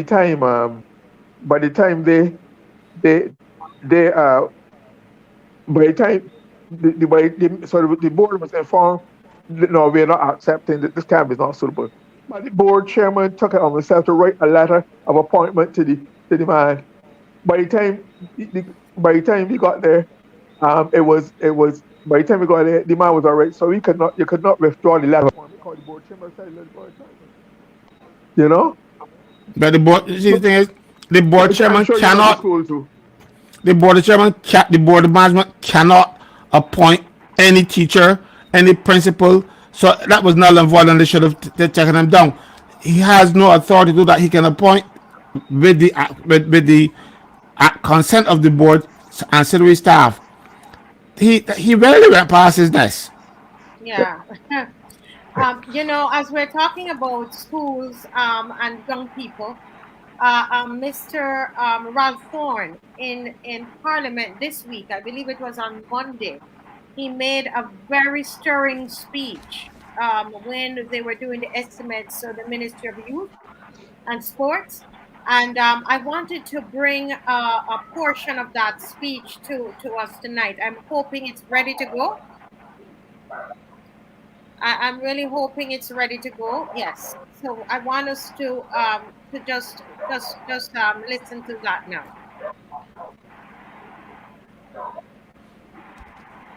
When I arrived, I could have guessed that I would have heard exchanges as to mini stadia. And I want to say that government must not approach the problem of the youth, or the problems of youth in this country, as if many stadia now represent the solution to that crisis that is occurring in the lives of that part of the population we call the youth. Let me begin by bringing a message from the Democratic Labour Party. It's a message of condolence to the Barbados Police Service and to the family of Station Sergeant Stephen Griffith, who passed unexpectedly and tragically. And the Democratic Labour Party, I know, joins in expressing their sorrow. I certainly do, and I know all of my parliamentary colleagues, including you, Your Honour, would join in expressing condolences to the Barbados Police Service and to the family of Station Sergeant Stephen Griffith. We come to today's debate on youth at a time of a different kind of death. The death of ambition, the death of aspiration among young people in this country. Your Honor, you are not unaware that we have, in Barbados, become aware of the unprecedented number of suicides among young people, and it is a social phenomenon, I beg your pardon, it's a social phenomenon that must not escape the attention of this country, and it must not escape the attention of the leaders of this country, and it certainly must not escape the attention of this ministry. Together with the tragic high incidence of suicide among young people is the tragic high incidence of emigration from Barbados. We are educating our young people. We are training our young people, our aspirational young people, up to the stage of tertiary education. Some of them going to jobs. Some of them, unfortunately, do not find jobs. And many of them now believe that their only hope exists in the verdant fields of Canada, particularly the whole of North America, England, and Europe, and even in some of the other countries of the Caribbean. And emigration, the flight of human capital, the brain drain, as we call it, is a crisis that is afflicting the lives of young people in this country. And we must ask the question, where is government's leadership in response to these crises that afflict the lives of young people? What has been government's participation in this age of suicidal death, in this age of the tragic flight of human capital away from this country, this loss of confidence, this loss of hope in the country that we told them is theirs? What has been government's response? What has been government's participation? Those of my generation can claim that we came up in a Barbados in which we were reasonably well protected by our public institutions, by our institutions of authority, government, church, school. All of our institutions of authority tended to raise us in an environment in which we were told that moral substance was good substance. I regret to say to you, Your Honor, that this country has lost its moral compass. under the charge of this government. I regret to say to you, Your Honor, that this country seems to have lost its moral substance under the leadership of this government. I regret to say that. But since I've committed myself to telling the truth in here and elsewhere, I have to say that. And what has been government's response? In a time when even the church is treated as an irrelevant institution, what is this government's most popular or most frequent response to the problem of that crisis among the youth? And one of the strategies I've noticed in the government is that of placing its own popularity above principle. Principle and truth are often hard roads to walk and to travel, but somehow the government believes that there's some easy road to travel and that they must meet the problems of young people only with revelry, give them effect, make that the ultimate social activity of young people, give them effect, appease their anger, appease their discontent, appease their disaffection with all that is happening around them. Give them effect. And that attitude of government is contributing to the moral drift that we are experiencing in this country at many levels. And I accuse this government of being the sponsor of that moral drift that is afflicting national life in this country and certainly afflicting the lives of young people in this country. One philosopher describes it not only as a moral drift, but a spiritual blackout. The effect is short-term. The effect is temporal. It solves no long-term problem. How do we engage our people, our young people morally? How do we fill their lives with substance? I could pause and respect the work that is intended to be done by any ministry that dedicates and devotes its time to uplifting the lives of young people. But in spite of the work that a ministry may intend so to do at higher levels in this country, we have people who really ought to know better ascending platforms of revelry and joining with those who say that they don't give a whatever. The word is not to be repeated in here nor elsewhere, but that is evidence of the lack of leadership of young people in this country. When those who ought to know better engage themselves in revelry, not only for the sake of their own popularity,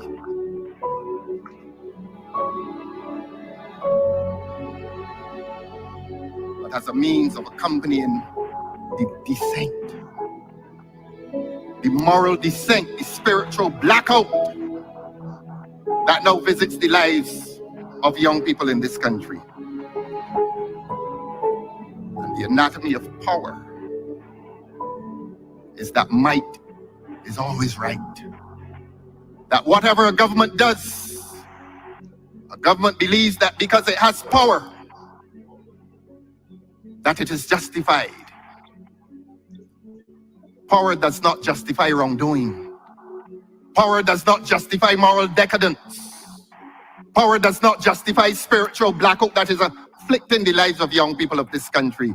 We need a moral compass. This country needs a moral compass.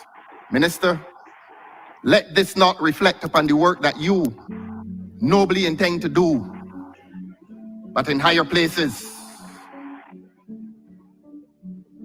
right is not being done by the young people of this country.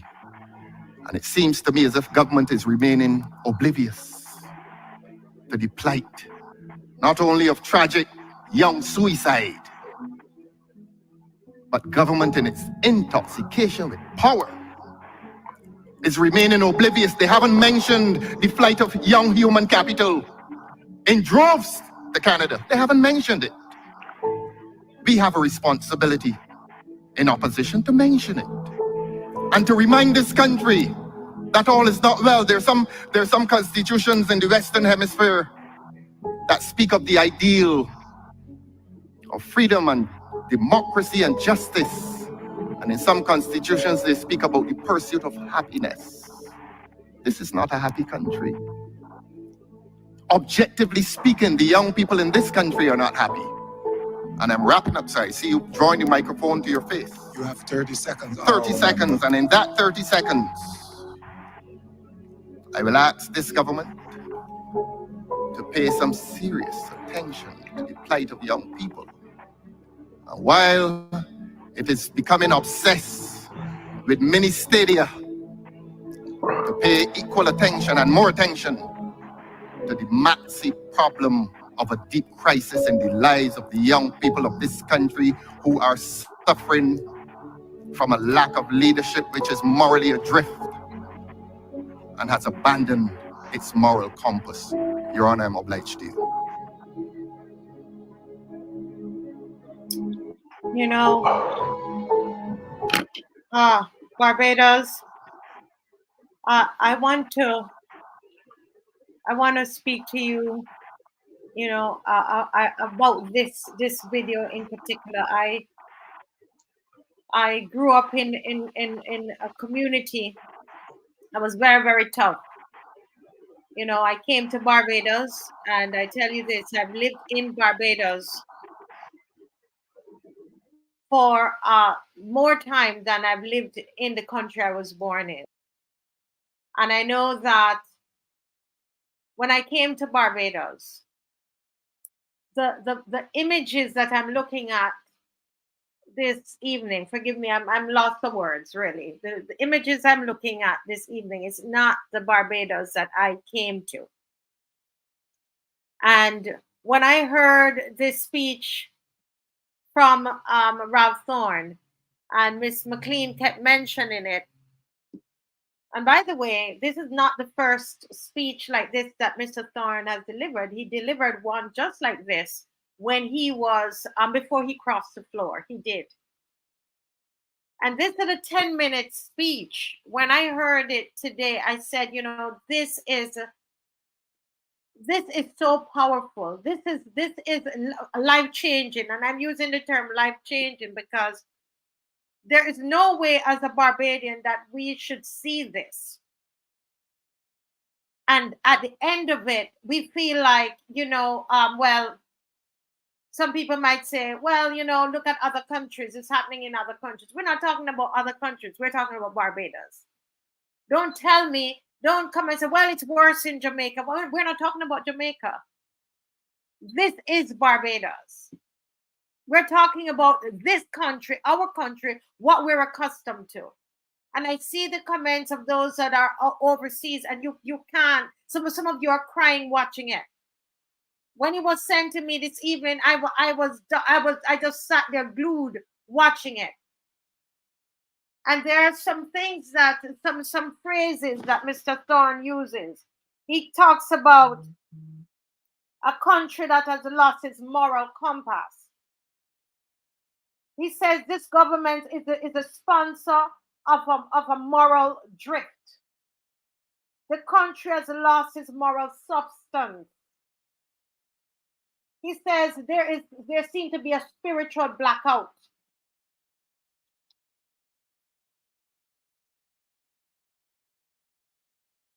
The government has let the youth down in this country.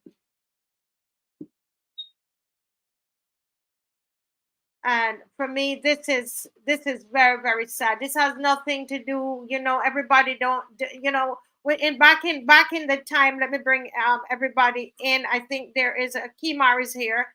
I don't know if he had a chance to see what was on the screen, but he's a young person, you know. But I just want to say to us that are watching that when we see something like this, it is a time for us to ask ourselves, what can I do for my country? To be a solution to your generation, to be an answer to your nation. Ask yourself, am I an answer to my nation? Yes, we agree that there are many, many things that the government need to do. There are lots of policies. I mean, they're just not focused. This government has let the young people down. But the question I'm asking all of us is, what will be our response after seeing this? Will I be the answer to my nation?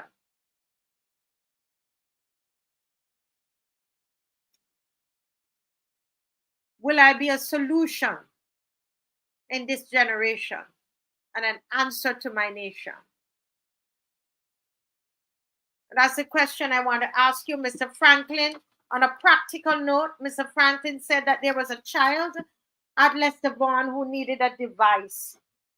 And I'm saying to everybody, message me, please, 236-7000, 246-236-7000. Let's give this child a device this evening. This is not your talk shop.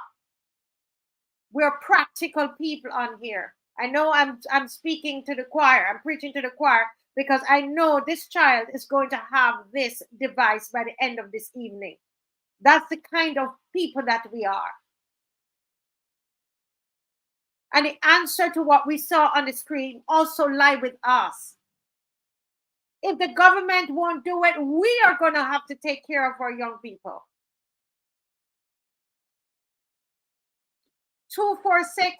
246-236-7000. Let us get a device for the student at Lester Vaughan School. Marcia, before you he doesn't only need a device. But I am committed to providing one of these for him. This is a dongle. It's a portable Wi-Fi because he doesn't have Wi-Fi at home either.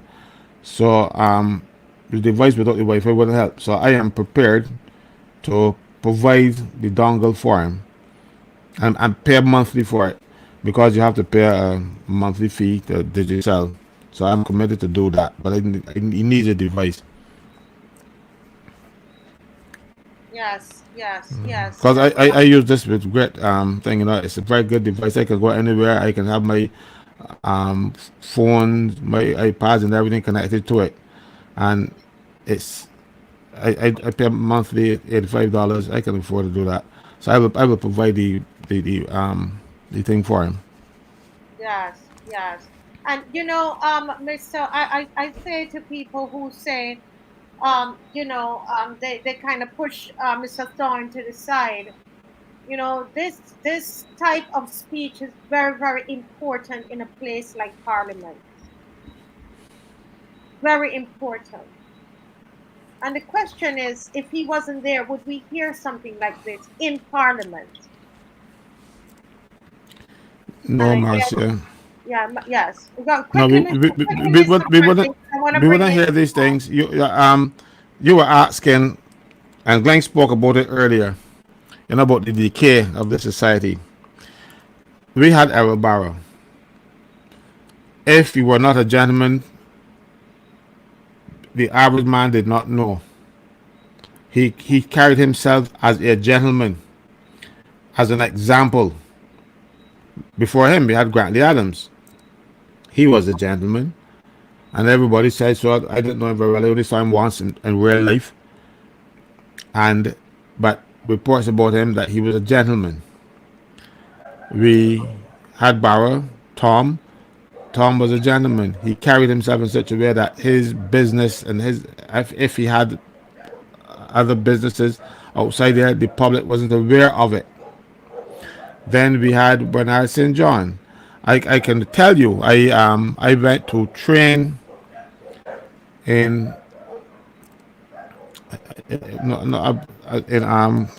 Turin, and someone asked me for Bernard St. John. The only Bonnie Barbers that they knew was Bernard St. John, because he had that bearing, that stand that he took overseas with him, and people respected him. Right? He didn't last as prime minister very long. He only had a short stint, because after Tom Day, he held on till the next election and he lost that election. Then we had Wayne Arthur. Then we had David Thompson. We had Frandl Stewart. And I have never seen one of them on the platform jumping up telling people, I don't give a. And you know what doesn't give. I'm not going to repeat it here. But people would have heard. That is one of the signs of the decay of our in this society. When the Prime Minister could get on a stage and be vulgar for the world to see and jumping up, pretending to be dancing. She can't dance, and people in the crowd cheering. If I had said that word in front of my mother, boy, you see these pearly whites? All this would be false now. She would look at my teeth. I cannot say those words in public. Yeah. Mind you, I remember one day I hear my mother say to one of her friends that one of her children, Caswell, only one of her children that don't curse. Well, I didn't want to disillusion her, so I didn't tell her anything, but she never heard me. You see? But the world has heard her on their platform. That is the moral decay of this guy. That's how far it has sunk. I can't say, well, she's not a gentleman like the other prime ministers, and she certainly don't behave ladylike. I have no apologies to make to anybody, so if they've got any problem, they feel hurt, send something at my tail. Yeah. Thanks to someone, I don't know if the people want me to call your names, but I would not call your name. I don't want to do that. But people are donated. Somebody donated $50 towards this young man who is at Leicester Vaughan that needs a device. Caswell is going to give him a dongle so that he will have Wi-Fi. Let me see. Oh, wow. Somebody has just given $500. That's what I tell you, Mr. Franklin. I know the people who are on this platform. I know my Barbadian people. I know the type of people that I came to this country 20-something years ago. And these people are still here. Look at this. We have raised in minutes $550 to this young man. That's the Barbados I know, not the one that we showed here tonight. And this is getting me very emotional now. Mr. Franklin, I grew up without so many things. And I came to Barbados. I wanted my children to grow up here in Barbados. They're adults now, but is this the Barbados that our children, our grandchildren are supposed to grow up in? Is this the Barbados? What is the plan for the youth of this country? When are we going to hear what the plans are for the youth of Barbados? We're going to sit down and watch the brain drain and watch them shoot themselves and we lock up in our houses? Huh? And have our dogs, set our dogs on them and have our guns ready for them? And shoot them if they go and they go and steal some yams to sell. We shoot them and we kill them.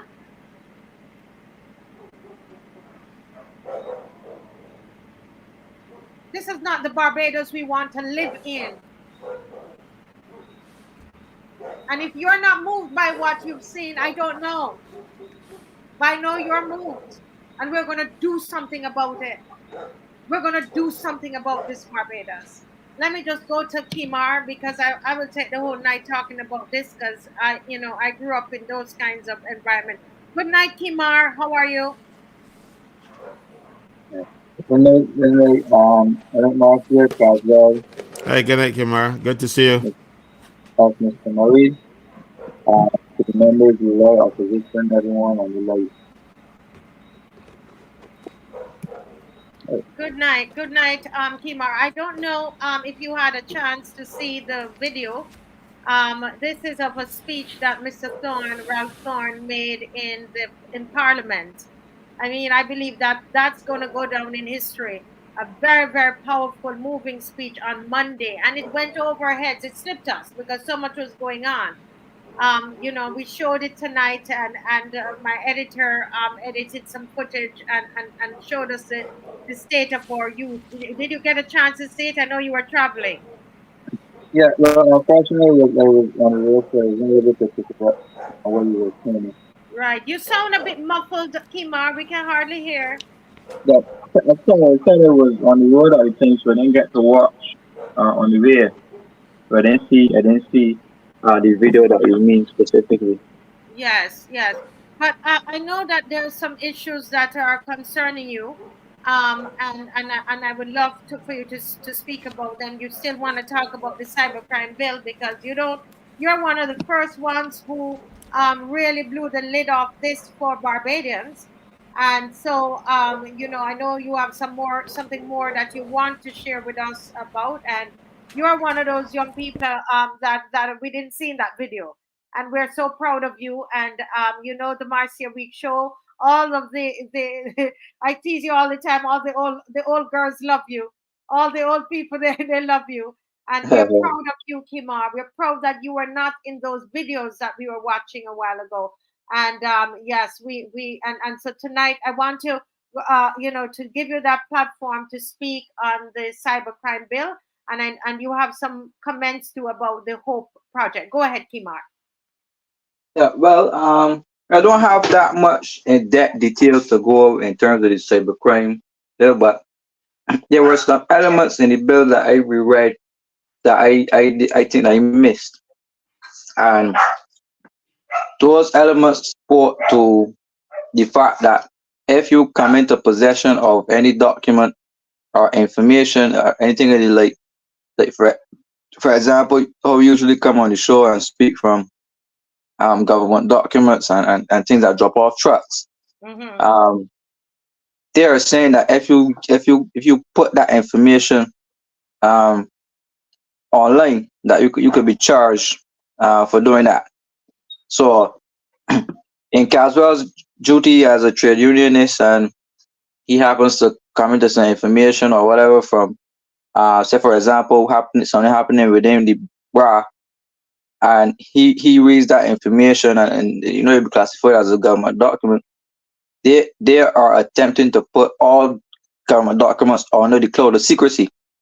Mm-hmm. So usually there's something called the national security stamp, and some information can't be released to the public because of national security purposes. So the cybercrime bill now would put essentially all government documents under a national security guard, and you cannot come and speak to what you've seen on those documents, or else you could be charged. Right?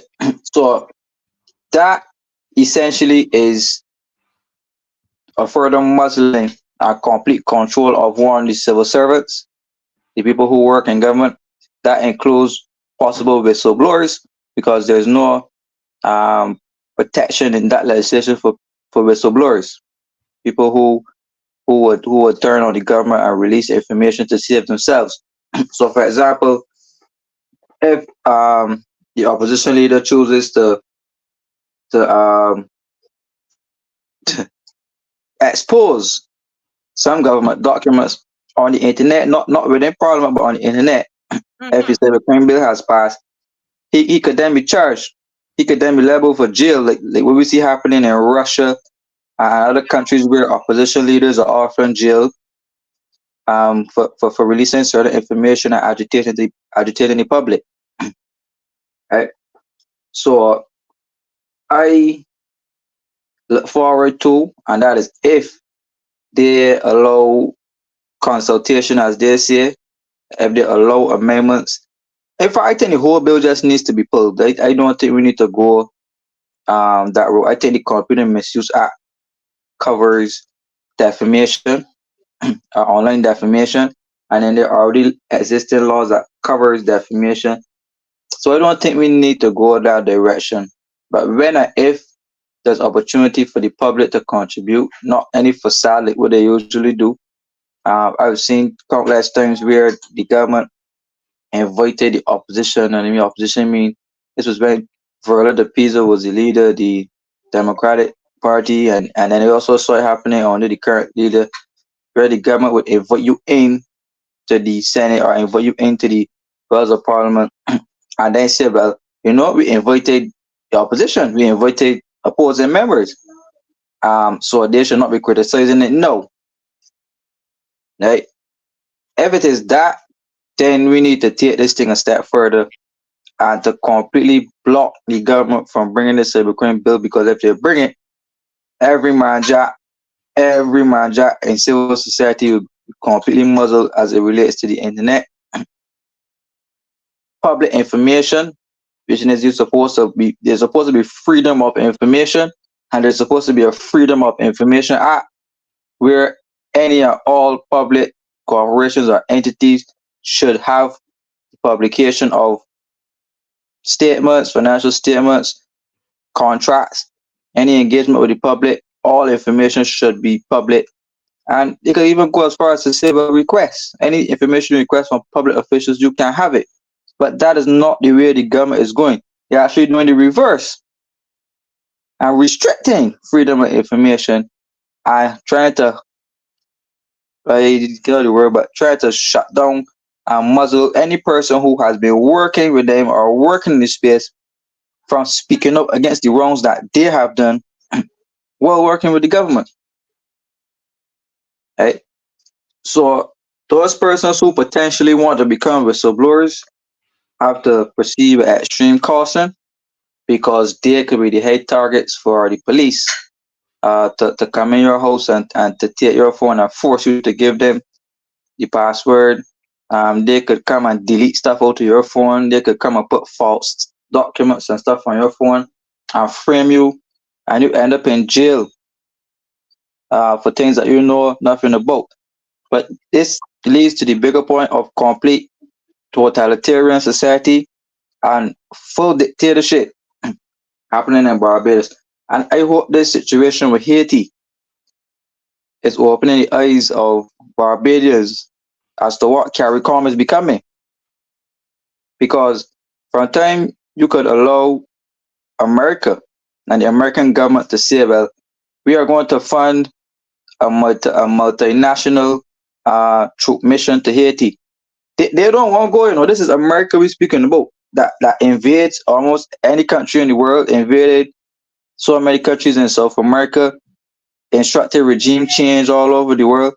They don't want to go into Haiti, so they're calling up Barbadians, Bajan soldiers to go in Haiti, calling up all soldiers from Haiti, from Kenya, and other parts of the Caribbean to go in Haiti. America is willing to put up the money, but they're willing to go, right? So we've seen where our leadership has been involved with setting up a team to go into interfere with Guyana elections, putting who they want. We're now seeing CARICOM again now. The same team, our Prime Minister inclusive, going into Haiti, trying to get a transitional council for the president, and again setting up to put a government in place. How did CARICOM get that level of credence to be putting governments in place? Right? I saw no representatives different, but we should open our eyes, because anything happens in any of these other Caribbean countries, the same thing will happen, you know. If they really want to lock down Barbados, all they got to do is send a call, and soldiers from all over the world, boots on the ground, right here in Barbados, if they want. That is dangerous. But we complained previously about the level of military activity happening in Barbados. And this scenario with Haiti is just the beginning.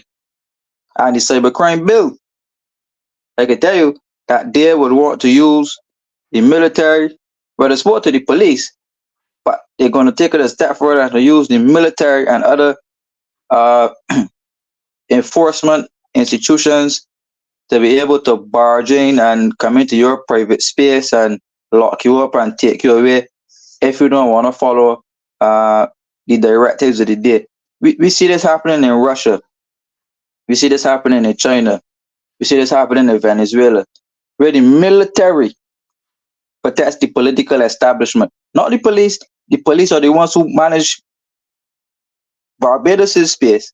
And you can see by elements of the cybercrime bill how they are using the police to victimize innocent people. Right? But what's happening in Haiti to show us that they're also going to use the military to be able to force certain restrictive elements on Barbados. And it started during COVID when the military, the BDF, were the ones who rolled out the job program, and not the doctors or the Ministry of Health, the army. Right? We still have a few hospitals down at the stadium with all of the army equipment and everything, and the hospital. So ashamed they are. I have to say that they had to borrow equipment from the field hospital at the stadium. So that is why partly they can't get the stadium built, because they can't move that military hospital from there. Hey, so they can't move in and do the work how they wish. But what we're doing here right now, we need to continue to show Barbadians that they can continue to enjoy free speech. Because if these people have their way with this cybercrime bill, they're going to implement it. And if they can't get a handle on it, and Barbados gets to the point where you have a civil disturbance, they're going to use the same tactic. The army are calling CARICOM and the other regional armies to try to reinforce whatever the government and the day in Barbados wants.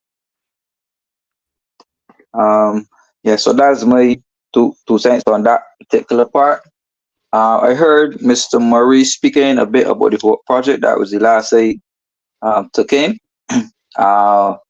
As was announced by Caswell, we had 3 more resignations from the whole project. The internal audit manager, the finance manager, and the project manager. 3 people who have signature authority at the whole project, which means that they had to be reviewing the financial processes of the project. It is only until this information came out that something sinister was happening that those persons resigned.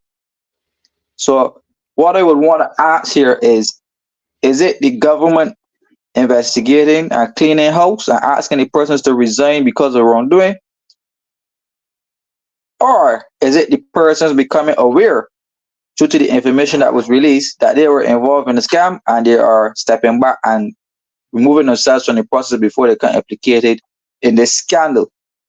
Right. What is very interesting about this is that the newspapers are choosing not to carry this whole issue. And I have facts that I can prove and say categorically that I spoke to this issue. I sent slides to the media houses, to radio personnel, brass stats personalities, and none of them are touching it. Right? They even went as far as to blocking housing for coming into the wells of parliament so that the opposition leader cannot ask the housing minister about this whole project. Right? So we see how the dictatorship is creeping in, that we have a big scandal. This is worse than the Harvard housing scandal. And they are blocking the opposition leader for having a crack at the minister of housing to ask him exactly what's going on with this whole project. Right? Because not only is taxpayers' money being spent, the central bank is involved in this, the housing credit fund. Kazo, remember we raised it on the show before. We were asking ourselves about this housing credit fund and why would the central bank have this type of leverage as it relates to housing credit fund? You remember that, right, Kazo? Yeah, well, I well remember. Yes. Well, we can see clearly now. We can see clearly that the housing credit fund is not involved in this whole project. Our money's been coming out of there going into this whole project. Right? So this melee has so many tentacles attached to so many different people and moving parts that this really needs a high level investigation. Not by any corrupted person who can be bribed off, but a serious investigative person to come and to fortify the research, because the research that and the information, the investigations, everything was legit. All the information checked out to be 1,000% accurate. So now that the information is on the table, what is going to happen? what is going to happen to William Duguid, the man who stood up with expression of interest and called it a tender, and stated that the project went out to tender when there's no evidence to suggest that the project did go to tender. Right? So how could you be doing that? Let me explain it. The Emergency Management Act dictatorship where cabinet vests all authority, well, Parliament vests all authority in cabinet to make whatever decisions necessary for the best running of the country. Cabinet now vests all authority into the office of Prime Minister to make such decisions. So you had a dictatorship during the state of emergency, and that is why an emergency order could have been issued with no consultation, no following a due process. Straight, give the developer the money to go and build the houses. The money spent, but the houses in there. Right? And Barbadians would think that nobody will be charged for this. We'll get away from it. But Mr. Duguid needs to come and answer for this. I'm not feeling for him here, but they should not try to scapegoat Dwight Sunderland on this one. Mr. Duguid needs to come and answer to the public in the midst of dictatorship, by the way, because the order, based on what I just said, in the emergency management rules, only the Prime Minister, the Office of Prime Minister, had the say to issue those type of orders. And the Office of Prime Minister did issue those orders. And lo, Mr. Duguid came out in the public and did. The project was rolled under him. He was the minister at the time. He put in place the chairman. He put in place the board, a chairman who then had to be fired. And as Mr. Murray said, the whole project, Parliament, everybody was in the same office at the World and Corporate Center. So you didn't have to go anywhere. Right? And Mr. Postal, who seems to be responsible for a lot of bus projects, the best project, $300 million taken out of taxpayers' money. The airport lease, Mr. Postal had control over it. So today we still don't know what's going on with the airport. National insurance, right? The Financial Services Commission, this whole project, right? So many projects happening under that state of emergency, where the Office of Prime Minister, Marcel, never remember how many ministries the Prime Minister has, about 13. Yeah. Right? So this full, extensive control into our everyday lives. We are now saying that there is a tender, Marcia, in the newspaper for entrepreneurs to come and express interest in building the tertiary level plant for the Joby Water on the South Coast. Yes, I saw that today. So they are seriously going ahead with this Joby Water business. And I heard Gary Simmons trying to throw jabs at the opposition leader, Ralph Thorne, by saying that he wishes somebody would spend $600 million in his constituency, how the opposition leader was ungrateful and he walked away from $600 million, and how the last government had the sewage flowing all over the streets, whatever. But now the sewage, they are pumping $600 million of our money to take the sewage, because the sewage problem is not fixed, you know. They just run it through the Green Hall swamp and they're running it out to sea. Right? They're running the sewage out to sea, so it's not fixed, really. Right? They are taking that sewage now, giving somebody $600 million.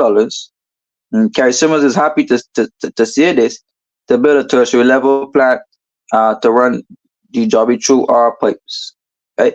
And they're bold enough to be putting it in the newspaper telling us that they are looking to implement this. Right? But if they were in opposition and somebody else was in government, the same way how they turn over and scandalize Barbados, even going as far as to sabotaging that sewage plant. Right? They sabotage that sewage plant for political reasons.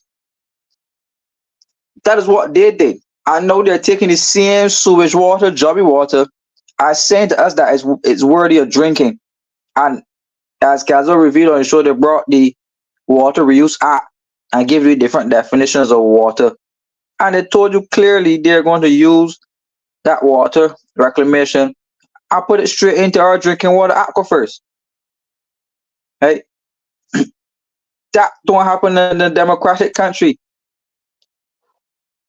These things happen when leaders believe that the people in the country that they're leading are just tools. You know, they have full, complete control over the entire country, and they will subject their own people to substandard types of living to favor the elite.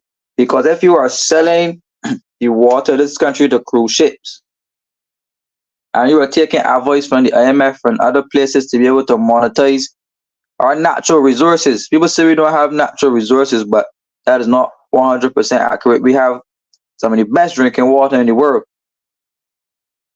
Right? So you are taking away that water, clean water, giving it to other people who are coming in the country.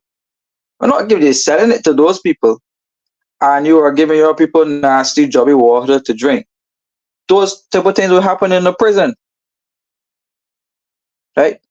This feels like an outdoor prison that we are living in right now. Right? Worse yet, $80 million a month in sewage. So even to use the toilet, Marcia, they charge you $80 million a month. Right? So some serious issues are happening. We're seeing the decay, as the opposition leaders say, but we're not only saying moral decay, you know, we're seeing economic decay, we're seeing social decay, we're seeing political decay, whereas then actions are happening in this country that we've never seen before. We've never seen such high-handed dictatorial tactics coming out from one administration. I wouldn't even say administration. I see it from one person who has 13 ministries. Correct. Because if they were bold enough to pass that act, that emergency management act, which neutered parliament, neutered cabinet, and put the office of prime minister to lord over this country, no reference to any constitution or any rule of law. The only law we had, and we still have, it seems nowadays, is that from a verbal directive where the prime minister or any of her aides could come on the camera and say, well, this is what is happening or this is what is not happening, without any reference to the laws, without any reference to the fact that what they're doing is illegal or not, and they're completely sidestepping the political systems, interfering in the courts, and perverting justice, and using the armed forces of this country to be able to bully and intimidate people, even threatening to sue a host on a talk show for a comment that was made by somebody who's not even in Barbados. Right? But we set the precedent when the deputy prime minister came and said that she's going to put letters in people's tails, right, for speaking the truth. And we spoke the truth and we continue to speak the truth. And you will see that persons in high office are using their office to be able to intimidate and cover people away from speaking the truth and exposing an agenda to take Barbados into a full controlled and dictatorship type society. That is the aim. Wow. Awesome, Kimar. Thank you so much. Thank you. I tell you, you know, as we said, we are proud of you, son. That I can say son because you went to school with my eldest son. So I can say son. And we're happy you're not in those videos. I see Winston Clark is here. Winston Clark.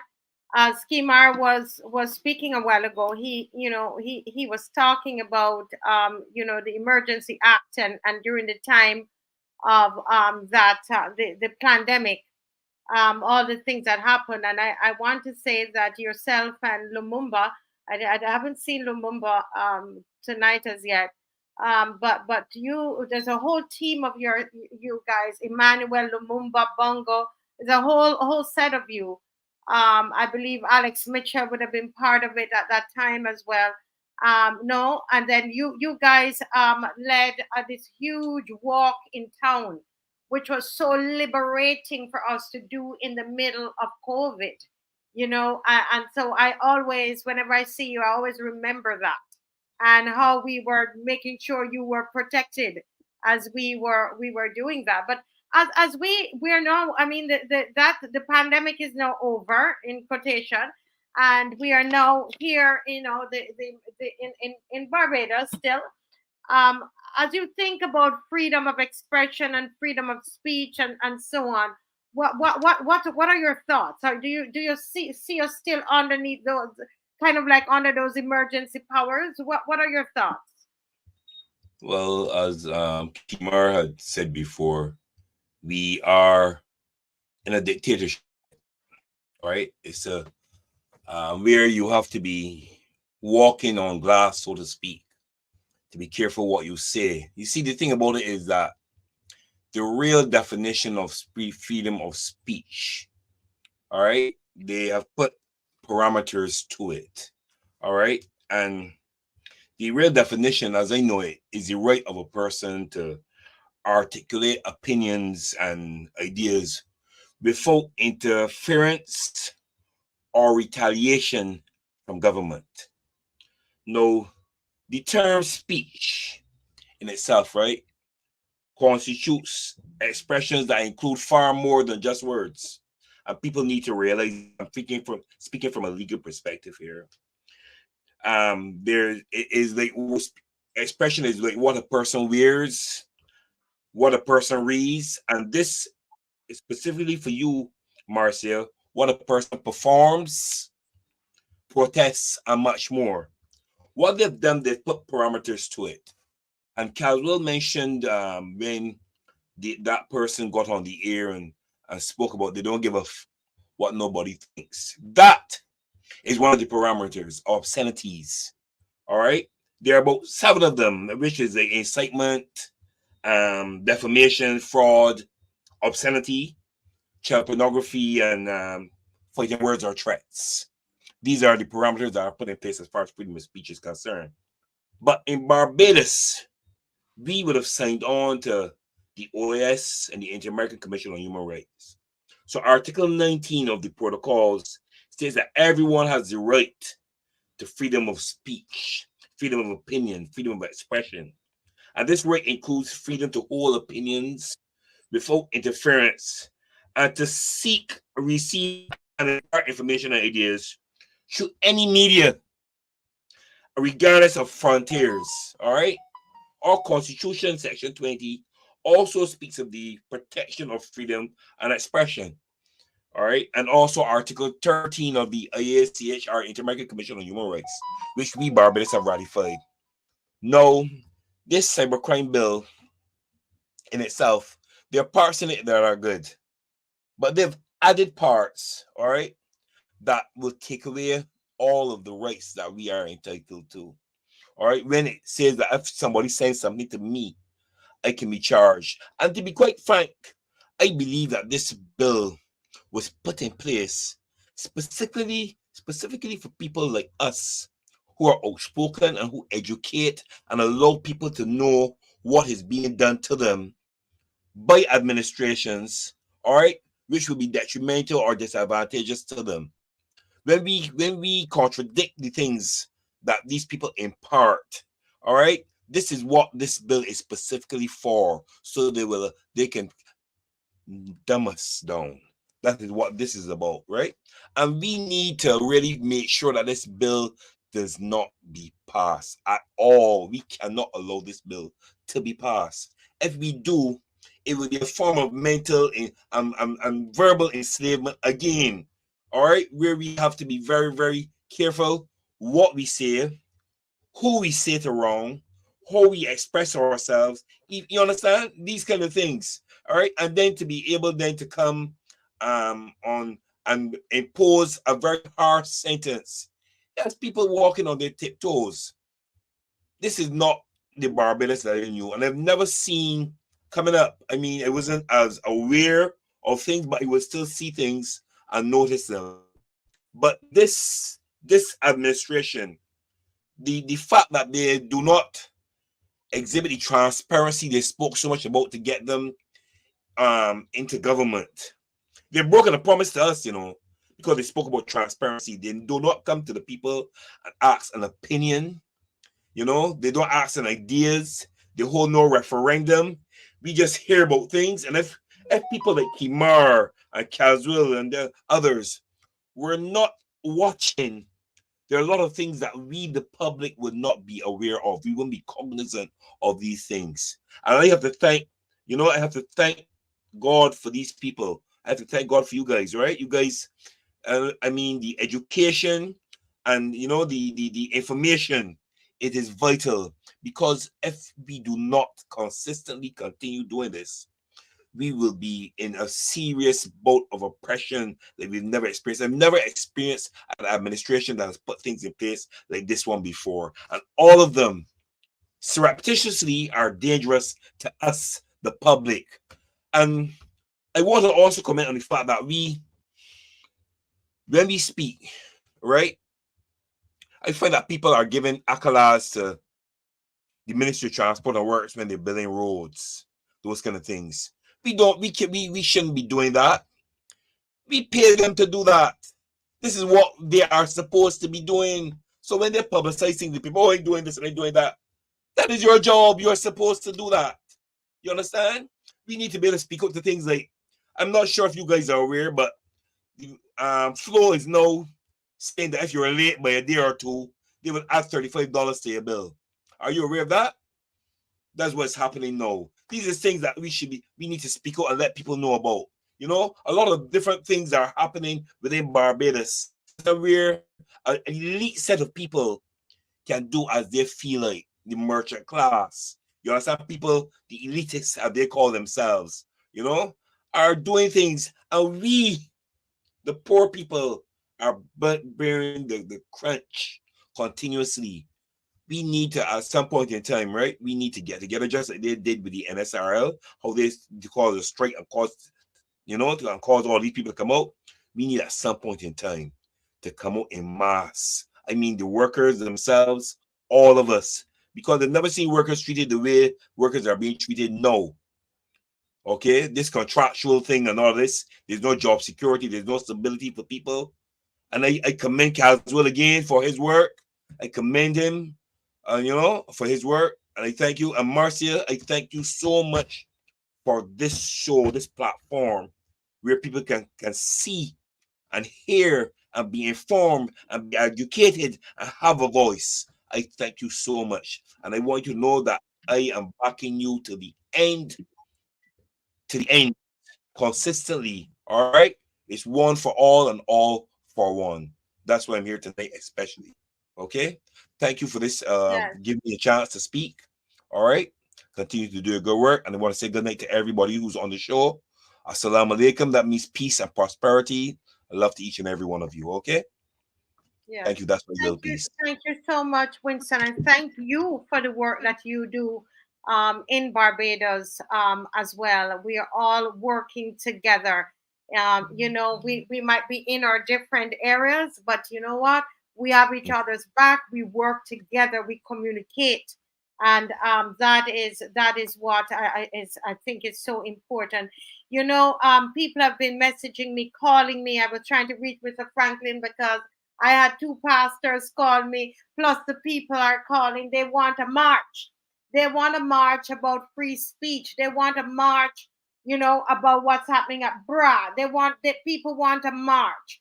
And I have Winston here, Mr. Franklin here, Kimar is here, not so much Mr. Murray, because Mr. Murray hasn't come out with us. But I wanted to just ask the people and to ask the almost 1,400 persons that are on. I want to ask them, what do you think? Do you think we should march? Do you think that this is necessary? Just in case, we have a letter in at the police, just in case. I have a just in case letter there, because I think that people want to be able to send a strong message, to say that we're not going to be intimidated, we're not afraid, we're going to keep speaking. Okay, so as Kimar said, if the cybercrime bill was to ever be in effect, I think all of us on here would be locked up, because it's a fine and 70 it's and or the 7 years. I know people like me, I'll be wearing the silver bangles, and I'll be in jail. Mr. Franklin, who came on with all those documents the other night talking about Bra, he would be charged as well. Kimar would be charged as well, right? So, Mr. Franklin, what are your thoughts about the people are asking about this march? Let me see. Somebody say yes, long overdue. CG, that's CG. She wants to make placards. CG was even asking if we could come and march with the Bra people. But anyway, you're muted, Mr. Franklin. Yes, CG can come and march with Bra people. She's a member of my union, so she can come and march. I have not, and she does very good artwork. So on those placards and stuff, but anytime you go to march, Marcia, my workshop is available. You see, placards are not no good in the storeroom. They're there to be used. So we just put another set of glue on top of the old placards, and we stick another sign on top. We keep going again. When they get too heavy, we take off them and start again from the bottom all over again. Don't worry. Be out there. I believe, that the people of this country should be marching, not only about Bra, not only about the abuse, not about everything, but about getting this government out of office. They have not done anything right yet. They go to Parliament and they have demeaned Parliament. Recently, you saw the behavior in the Senate. Glenn, again, he was a senator. And he can tell you, I ain't putting words in his mouth, that the behavior in the Senate was gentlemanly. Even though you might have a person as your opponent, he was not your enemy. He was an opponent, and you treated him with respect. There is no respect coming from that place anymore. Everything in Barbados has fallen down. It has come right down to like what people said to be fish market. But I experience better behavior in the fish market now than I see in the Senate. I go to the fish market on a regular basis. The people that don't know me quite well, and I don't hear that kind of behavior. They got standards. The standards that used to be, I think they switched around. As well, I probably missed it, but who was behaving bad in the Senate? We had first of all, the Reverend Morris, and I call him first because he's a man of the cloth, and he was in the House the Senate misbehaving, and I was surprised that. But I hear people talk about his behavior, but I am not one of those Anglicans, so I don't know much about him from that respect. But and how his normal behavior, I saw him. I had cordial exchanges with him, but I didn't expect. I expected to see a person who is the man of the cloth go into Parliament and be an example for God's people. God does not want that type of behavior in the House or anywhere else. We had them heckling Ryan, what's his name? Ryan Walters. Right. He is a new senator. Well, I don't know where you Like, expect Adrian, you gotta stop doing this foolishness. You should throw me off. It just says man of the cloth and getting on, and getting so. That cloth must be from Mesway. You know, you know. But Yeah, Caswell, I yeah. don't know why you are surprised. I'm more sure I read an article in the newspaper that saying that if anything he be ready to marry LGBT. Yeah. So I don't know why you're surprised by that. And also that particular character in question was also very nasty against the Marshall Reed show as well. Don't forget when they brought him back here from England, he had some very vile things to say. No, Liz Thompson is not a surprise. I think I've said it before. She needs to go to retirement. I don't think we often talk about Odegaard, but she has been in politics since the 80s, and nobody's calling her Odegaard. But she's older than half of the other people that call Odegaard. And I know she's called a Sherpa. Well, I just said a Shirka, right? But they could have given those two positions to two young people, but instead, look what we have. You go ahead, sir. You know, I ignore them, but I expected better from a person who, by his calling, and I don't call it profession, calling, but I don't believe that you should be a priest by profession. I believe God would call you to do His service. I'm one of those old-fashioned people. Like I believe I'm called to be a trade unionist. You know, and I don't want to do anything else. As a matter of fact, I worked for NUPW on a number of kids. I got fired 3 times. I'm still back in trade unionism again. You know, yeah, but because I think that's my calling. So when they realize that you know something, when the workers at the airport asked me to form a union, I say, you know something, this is God talking to me. You know, I am going to do what they ask because I don't want to end up in any real guts.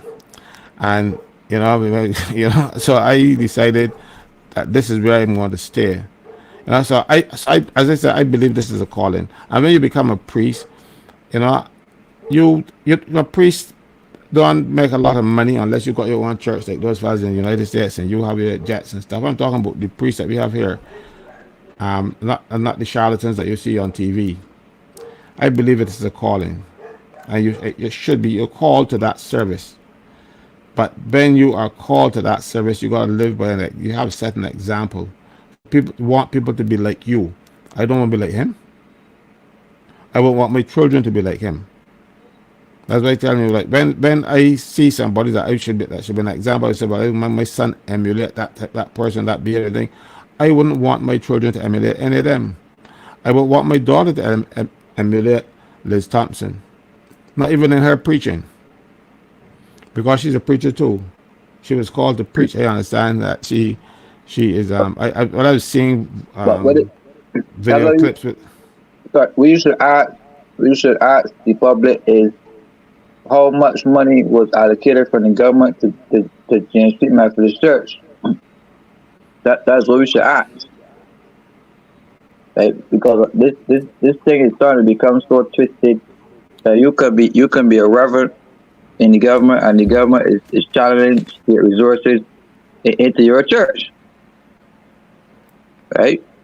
So that is what we should ask. Go ahead, sorry for interrupting you. Another problem, you see, my concern though is that we are being misled, not properly led. And it is here for the world to see now. All Barbadians have to do is to wake up. Only yesterday, a man sat in my office to tell me he ain't vote and he can never vote again. And I said, that's the vote for Mayor Motley. I will never vote for she. I said, well, you refuse not to vote, who do you think will benefit? That's the problem. People are tuning out. We don't want people to tune out. We want people to tune in. We want people to say, look, this is my country. This is where I want my children to grow. And I do not want my children to grow with leaders like that. You know, Yeah. and that's the problem. You know, we have been so cowed into silence. Look, we have people like Bra who want us to come to our meetings and then go back and tell the people because they're frightened that they want make friends with stuff. Like today when after our meeting last night, somebody called them and tell them that we shutting down um, the pine, being shut down the pine, we went up there. And so what they did, they had to go and get temporary staff from elsewhere to bring to the pine after 12 o'clock so people can start getting service up there because but they can't continue to do that. Rather than do the decent thing and treat people with respect, this country has lost it. We have lost everything. You know, nobody's respectful anymore. You know, when you see a young man that says good morning, sir, people just look around and wonder something wrong with him. You know, not that they want nobody to call me sir, but hell, they could be his grandfather. And you see people say, look, he call you sir. I say, why not? And he can call me ma'am. You know, but you find very few of them. And I tell you, once as a little boy growing up, you know, you had people made sure the children went to Sunday school. Now Sunday school have a different connotation. It ain't got nothing to do with church. It got something more to do with the botanical gardens. You got there and jump up. That's what Ralph was talking about tonight. Because they want to appeal to the lowest common element in society and want to bring everybody down to that level. So once you can get a fact, I can vote for them. They're not uplifting this country in anywhere at all, anywhere possible.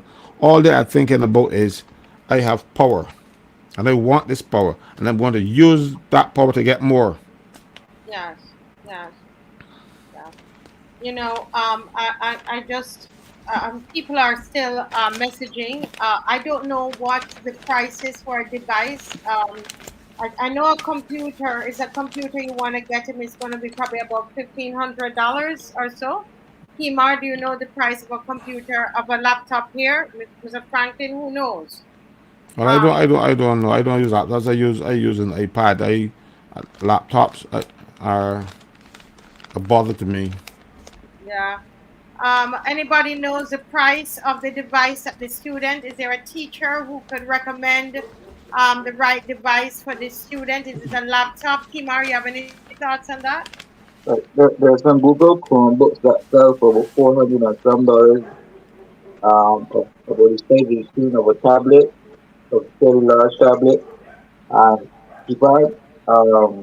But I used to raise the issue where the government gave away many laptops and tablets from China and all sorts of places to school children. I surprised that in this day and age, any if not most of the younger school children know how to think. We know that through COVID, and I wondering how so many of those young children went to school. This from here we went to school, and they have access to how were they doing online school? No, I'll tell you what happened. Some of those devices were a little bit more than single use. You know, they were cheap and flimsy. They didn't last. You know, and I don't want anything from China. China gave them, as a matter of fact, you see this item here? Parliament provided this to me when I was a senator. I don't trust them, so I never used it. But I don't have the skills to look into this and know that something is wrong with it. But because I have that distrust of the government, I refuse to use this. I bought my own instead. The one that I'm speaking to you on, I bought instead of using the one that the government provided. Because they would send, instead of sending you papers, they would send your information on this device. So I used my own. And eventually we found out that the devices that they gave us in Parliament, at least one that they gave me and others independent senators, had spyware. This is how bad the government has become. You know, they give you a device, and one senator, will not call his name. When he got his, he too was skeptical like me, and he took his down to an expert, and they followed by a check, and I had to try to clean the spyware off of it. That is what has become of this country and integrity and all kind of stuff. Lucky for me, I never used it. I had it as a paperweight until such time. But then my son, who I spent a lot of money on computer classes, and he went to some university in New York, and he did computers. So he was able then to come and clean mine. So I use it now for other things, but never ever once use it for the Senate because I don't trust them. And I see it turned out I had good reason not to trust them. The Yeah, bug my device that they give me. yeah. You see that, Mr. Franklin. Someone in here, Simple Patriot, is saying, and this is my experience as well, Simple Patriot, that the laptop. I know that ports have some. If you buy it too cheap, it doesn't work. You know. But I would say probably the last time I checked, it was about either $1,400 or $1,500. But you can get, somebody say you could get a good laptop for 1,000 to 1,200. We have collected so far. Either have already sent to the account. People have sent to PayPal. $700 is what I'm seeing here. There are people who asked me to call them tomorrow. That I'm going to call tomorrow. Some people are going to go by Mr. Franklin, but I like to be practical. You know, when it comes on to young people, you know, it's never, you know, never too much. This footage was actually, it was edited by a student, a past students who did film. You know, at our school, he did the film course. I work with young people, and so this tonight, us moving like this, Mr. Franklin, you know, to help this young man, I think this is amazing. This is amazing work, and I know we're going to get this money. By tomorrow, we are going to see we get that money to you, Mr. Franklin, that you can buy that laptop for that young person. We'll have that But what you can do, you can buy it and bring it for me because I know much about these things. I just take what they give me. You know what I yeah, mean? My yeah, son is the expert. So if you bought one and bring it, I would be grateful. And I ain't want to go down yes. there saying because I No, would know what to buy. we know you're busy. We know we have enough loyal opposition members who I can give this money to and let them go to buy it, and they will bring it to you. That's the thing about this show. We are action. We've done about 10 marches or so, and all from the people on the show. That's why when I said, at the moment I started talking about the student, I knew the Barbadians. I know that I came here and found here. I knew that they would respond. And they're going to respond to this huge situation in Barbados. We're not going to sit by and watch our young people destroy themselves, you know, and we when we go and pick them up in a body bag. Huh? Not good enough. Not good enough. Mr. Franklin, I think I sent you a question from Rose. Did I check your phone? I sent a question. Rose, people are asking for a march, and so we will let you know. Watch the space of the show to know if there's going to be a march. The march is either going to be this Saturday or the next Saturday. I don't know why I said that because they're going to be bothering me, Mr. Franklin. So we have to wait because the letter went in. When people were bothering me yesterday, we just went up and we got somebody to go drop off the letter. So you know, the letter is in case, just in case we wanted to go. All right. So we're gonna let you know one way or the other by tomorrow. If there's going to be a march, key march show is tomorrow night, and I know a lot of us tune in, and so I would ask him if we're going to have the march, he could announce it for us so that we have one extra day to promote, okay? And to just let you all know exactly what is happening, what we're doing. All right. Mr. Franklin, have you seen the questions? Not yet. You're saying that you asking if you can use the placards with Unity? No, no, No. no. Check your phone. Check your phone. Mr. Murray, Yes, Mr. please. Murray. Oh, hi.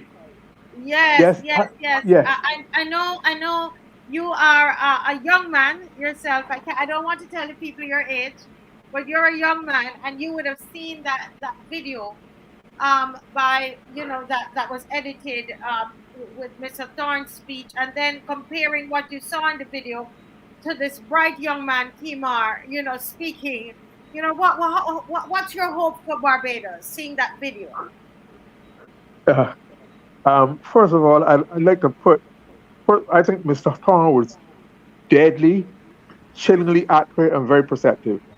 And I suspect because we have similar backgrounds, we grew up in certain areas and certain eras and saw certain experiences, have certain values. I think what we are saying is that we have seen here, we used to have a culture of um, our system was based on democratic socialism, where you're supposed to care for a person and the society, the smaller, the weaker in the society. That has been replaced by the IMF and the liberal, what they call liberal, oh Lord, not democracy, yeah, liberal, yeah, watching the consensus about this. Kimar will be familiar with the concept for them. But what it's saying is that right now, in the absence of that philosophy, anything is taking its place. What has happened now is that you've gone from having a certain set of principles, a certain community standards and values, to we have been replaced by populism because there's a leader who has always been more concerned with her personal popularity than that of the party the governor was. So you're having this populism where you always want cheap popularity, and you pander to the people like was said earlier, lowest common denominator. You pick up to make them believe that you are going to take care of them and no one else want them, but the elites don't, but you want them, and that is why you have the botanical garden, which I call a big cane ground. Cause I knew about that cane ground. So I live next door in Spooner. We ran across there. Because you change the name of, you don't put in bathroom, no facilities, but you call it in botanical garden. I've read about and seen, but botanical garden, that's a misnomer. It's an insult, right? So you are supporting. There's a principle in politics that goes back to the Romans. Remember the Romans have the gladiators? It's a Latin phrase. Yeah. Circen says it. Um, Circen says no. Panem et and exercise. Panem is bread and circuses. Where you give people free food. You bring the gladiators, the lions, and the fight and entertainment. That is exactly what has happened. This is the Barbers Day Party has perfected it. They're the art of it. That's why you would have the thousands of people at the East Coast Road that want him in red shirts and food and drink and frolic. No, we need a philosophy that will take Barbados forward. And I'm hoping that in the budget, in the Prime Minister's presentation of the budget, there'll be some elements in there that show that are developmental, that would advance the society, and not a lot of grandstanding and repetition of cliched stuff. When I listen to the debate on the sports, youth, community development, there's nothing in that to developmental. There's nothing. It has to be happen through a government policy and program, and the rest of society are involved in it. It will not happen by accident. And he is very right. When we grow up, you want to have a good education, get a job. If you go away, you want to go away. The study probably make some money, come back, build a house, and stay in Barbados. No, the young people who are highly qualified want to go and say they will only come back maybe on vacation. I've never seen that level of that's not only that is something called in sociology, something called enemy, where you really Yeah. disassociate yourself from the society, all of its standards and values and its orientation, its goals, etc. I've never seen it even close to this. Mr. Thorne is very accurate in his assessment of the situation, and it's a sad time for Barbados. And one last thing, Prime Minister Oenata was once castigated for using a term which he called Negrocrats. What I'm seeing now in Barbados is the Negrocrats, the new elite, are entrenching themselves in every area. And that is what is so it's stopping young people from seeing any opportunities or possibilities for them. And they rather leave Barbados. And I'm very, very sad for Barbados in that regard. Yeah. Thank you, Mr. Murray. That's those are your final comments because we're 5 minutes to 10. And let me go to Kimar. Kimar, what are your thoughts? Before we close, do you think that we need to be hitting the streets, and if so, why? Well, it's always a good time to hit the streets. Um, however, we want results. But we get results, but we want tangible results. Um, for marching. We march, we raise awareness. They come and give us a little small clipping in the newspaper, but we want it to go bigger than that. We want the international world know much of what they did with Haiti, and right, all over all types of journalists, Al Jazeera and CNN and BBC, all of these world medias that so ably support our leader. Yeah. We would like for them to stop carrying partial narratives and come and hear the truth and to hear why we are protesting. See why we are protesting, understand why we are protesting. And I think we'll be on the way to something much greater and something much bigger.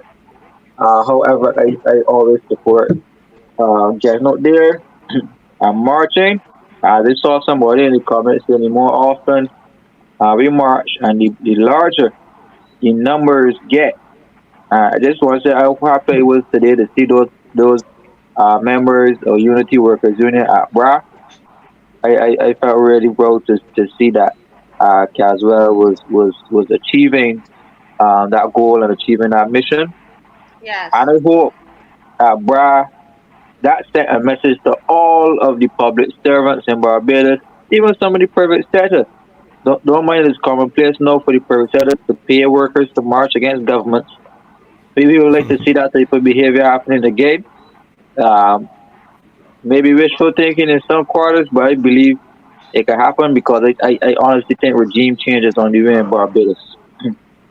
Yes, and we, someone is saying here that we should also march for the eviction of our missing PM. Eviction means, let's clarify that. And then they think that I want to physically, you know, take her out. We're talking about removing her from office. Okay, we want and to do that legally. All right, so let's just clarify that. Mr. Franklin, there was a question there. We have 2 minutes and to give your final thoughts before we close. Oh no, not before we close. There's something else we have to show you tonight.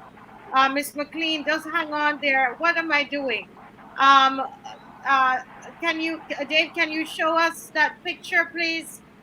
Hold a minute. We have a picture to show. Miss McLean sent this. No doubt, she will touch on this when we get on Friday. Dave, we have it yet? So this is can we make it any bigger? Let's make it bigger. Let's make it real big because this is our appears to be it's alleged that this is our new CEO, senior healthcare executive coach, non-executive director, healthcare planning strategy development. Okay, he's from Sheffield. He went to Sheffield Hallam Universities. Mr. Neil Clark, and he, yes. So this is our new CEO for the hospital, right? We've just got new QE8 CEO. All right. This is him, the Englishman that our leader of the opposition was speaking about. This is the Englishman that that will be will be coming to Barbados, right? Somebody's saying the channel is a waste of time. I tell you, if you ask the young man that's going to get his laptop, he's not going to think so. And you ask the government, and they will not tell you that this government, this channel is a waste of time. I had to stick that one in. But this is that gentleman there. Let me just go back to everybody here. Now that we've done that, Mr. Franklin. You almost brought me to tears. You know, once upon a time, when we were a colony, they reserved the senior positions in the public service to white people from England. I am not racist. My grandfather was white. You know, my father's father, so white ain't too far from where I am now. So I ain't got no problem with white people, but I got a problem with you bringing people to overlord the black people here in the QA or any business for that matter.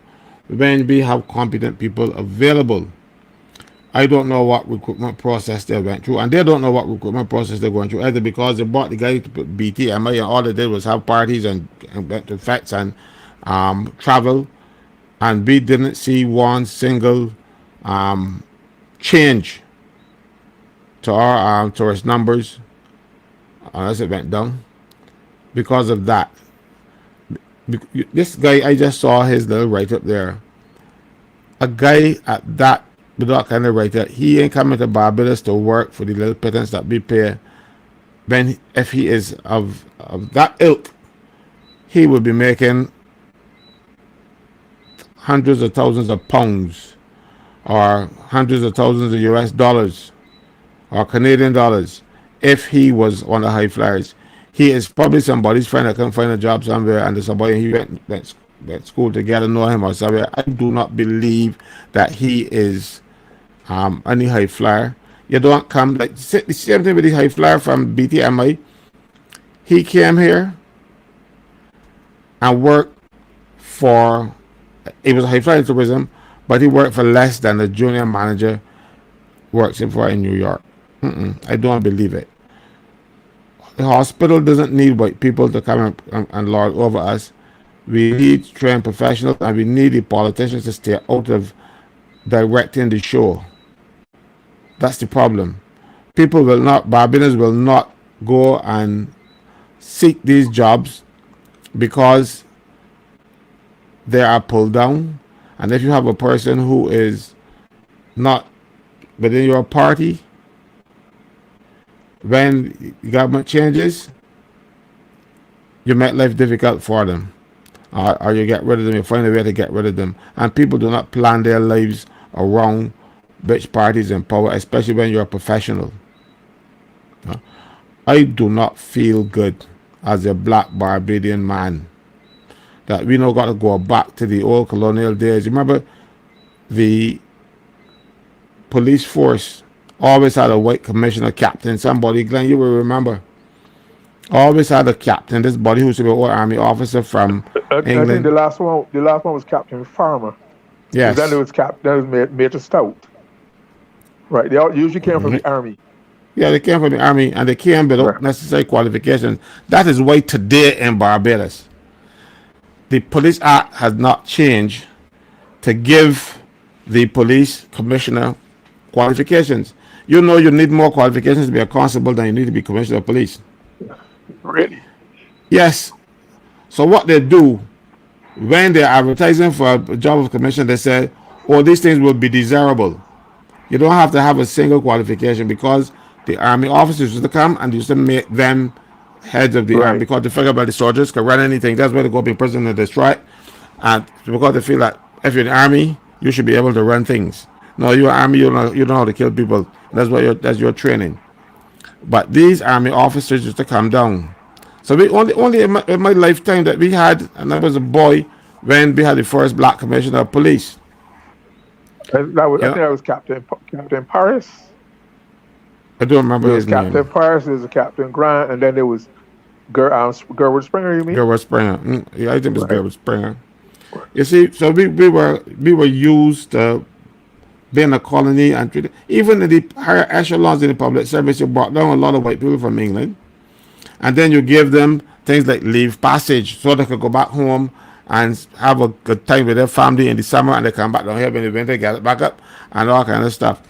So we actually paid them. So Tom Adams abolished leave passage on the 2nd of January 1980. I mean, on the 1st of January 1980, but coming after the 1st of January 1980, he abolished that leave passage for the people. I went in on the 2nd. I was so cruel.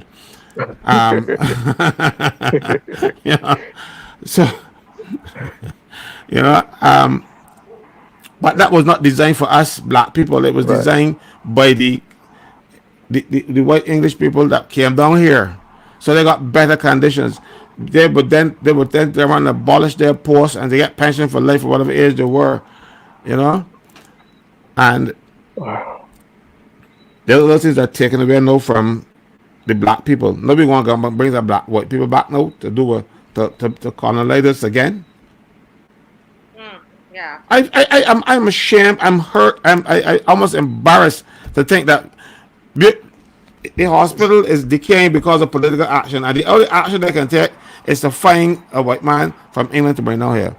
I would recommend to the staff at the QEH that when he come in, they walk out. He should not be here.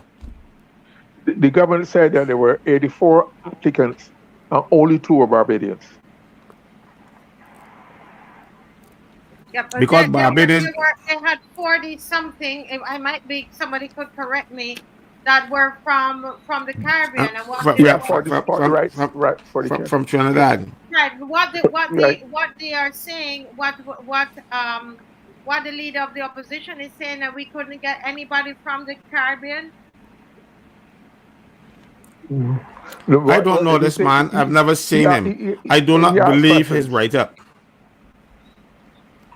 Well, I don't believe. It's supposed to be an extensive process of interviewing and psychometric studies and examination, etc., etc. And this is they came with 2 suitable candidates, so one fellow withdrew, and then that's according to narrative given in Parliament. This psychometric testing is something like alchemy. You know. Yeah, the next thing, you want to explain what alchemy is? trying to turn base metal, iron and brass into gold. Into gold, yeah. You know, You guys heard the revelation from the Minister of Health that Sir James abandoned his post as the CEO of the hospital. He said that he just left Barbados and he never came back on the job. No, I can't say no that to be true, or whatever way. It sounds strange that the James will just abandon the job just like that, right? He abandoned the job and they pay him out. Precisely. Wait. That's utter madness. But I was telling the House of Parliament today. I don't listen to the House. So you got excuse me. You don't abandon your post and then the government pay you out. And Dexter James was paid out handsomely. Back Caswell, don't forget the 12 policemen who lost cases as far as the CCJ dealing with promotions, and they were paid out secretly. We never got to find out how much they were paid. They never tell you, Having lost their case at each level, the government still settled with them secretly and never disclosed what was the settlement. So these things are possible. But you don't look. I have been a trade unionist most of my life. And I have represented people at higher levels. I represented people like level of permanent secretary and directors in businesses. And I've never seen a case where some person walked off the job, abandoned the job, and the employers come and say, look, I don't mind you abandon the job, we're going to still get paid you handsomely. I've never seen it before. But I'm not saying I will go see it now. And I'm going to hear from Dexter James because I know Dexter James was paid out. Who said so? It, No, who said so? Okay, Marco, I don't listen to them. I got a little friend. I can't say no, but I was a little friend saying it probably out. But I think Minister of Health before Jerome Walker. In the house, see, that's another thing. He had a call in there, you know. He lost his seat. He ain't gonna call in there talking. There's another corruption in the system again. You bring ministers from the Senate and put them in the house to talk. You have no voice in the house. But The only body that I got a thought, voice in the house is the elected member or the clerk. but I also think Liz Thompson. I need you to be clear. The statement where Walters made the statement about the firing of the Dr. James, and it was clarified. Liz Thompson spoke to it. I just want to be clear. I just want to be clear how the right person. Liz Thompson spoke to it in the Senate, and then the Minister of Health, Jerome Walker, had the floor today because health was inside the well. And the statement was made that he walked off the job. I also heard that he went on leave and never came back. That's what it said. Yeah. Okay. That, Well, I don't believe that nonsense. Mind you, again, you people have an advantage on me because sometimes I go on the website and I look for the speeches in the Senate. And I can tell you, anytime at all I see Liz Thompson start to speak, I fast forward until I see her thing. So I've never heard one of her speeches in the Senate. So people yeah, always tell me that I'm she, similar to that you. what she says. I don't waste any time. Listen, it's 10, 11 young men. I'm in that And group too, right? I'm yes, in you're that in group. that group. You're in that Thank group, you. and we are going to close. Thank you, Um, fellas. I wanna say to everybody, I want to remind you to get the book A Dying Colonialism by Franz Fanon. Excellent book. We're going to have an essay competition among the loyal opposition. All right, and we're going to tell you the details of that competition by about Monday. We will tell you, so you have like a week to write your essay and to submit your essay and on a particular chapter. So just read, and then we're going to tell you which chapter it is. All right, that's our book club because we're about education, we're about agitation, motivation, mobilization, and reading is so important. Okay, and this book, I can tell you, is a very, very excellent book. And someone actually was mentioned in the book when they saw that we had to go to for this white man to come in to organize for us, basically. We're not experiencing a dying colonialism like Algeria did. Definitely not. So we need to read it. Okay, so folks, I want to thank you all for joining us tonight. I want to thank you for those who were on so early. If you're not here, we can't have the show. And we had such an electric night tonight.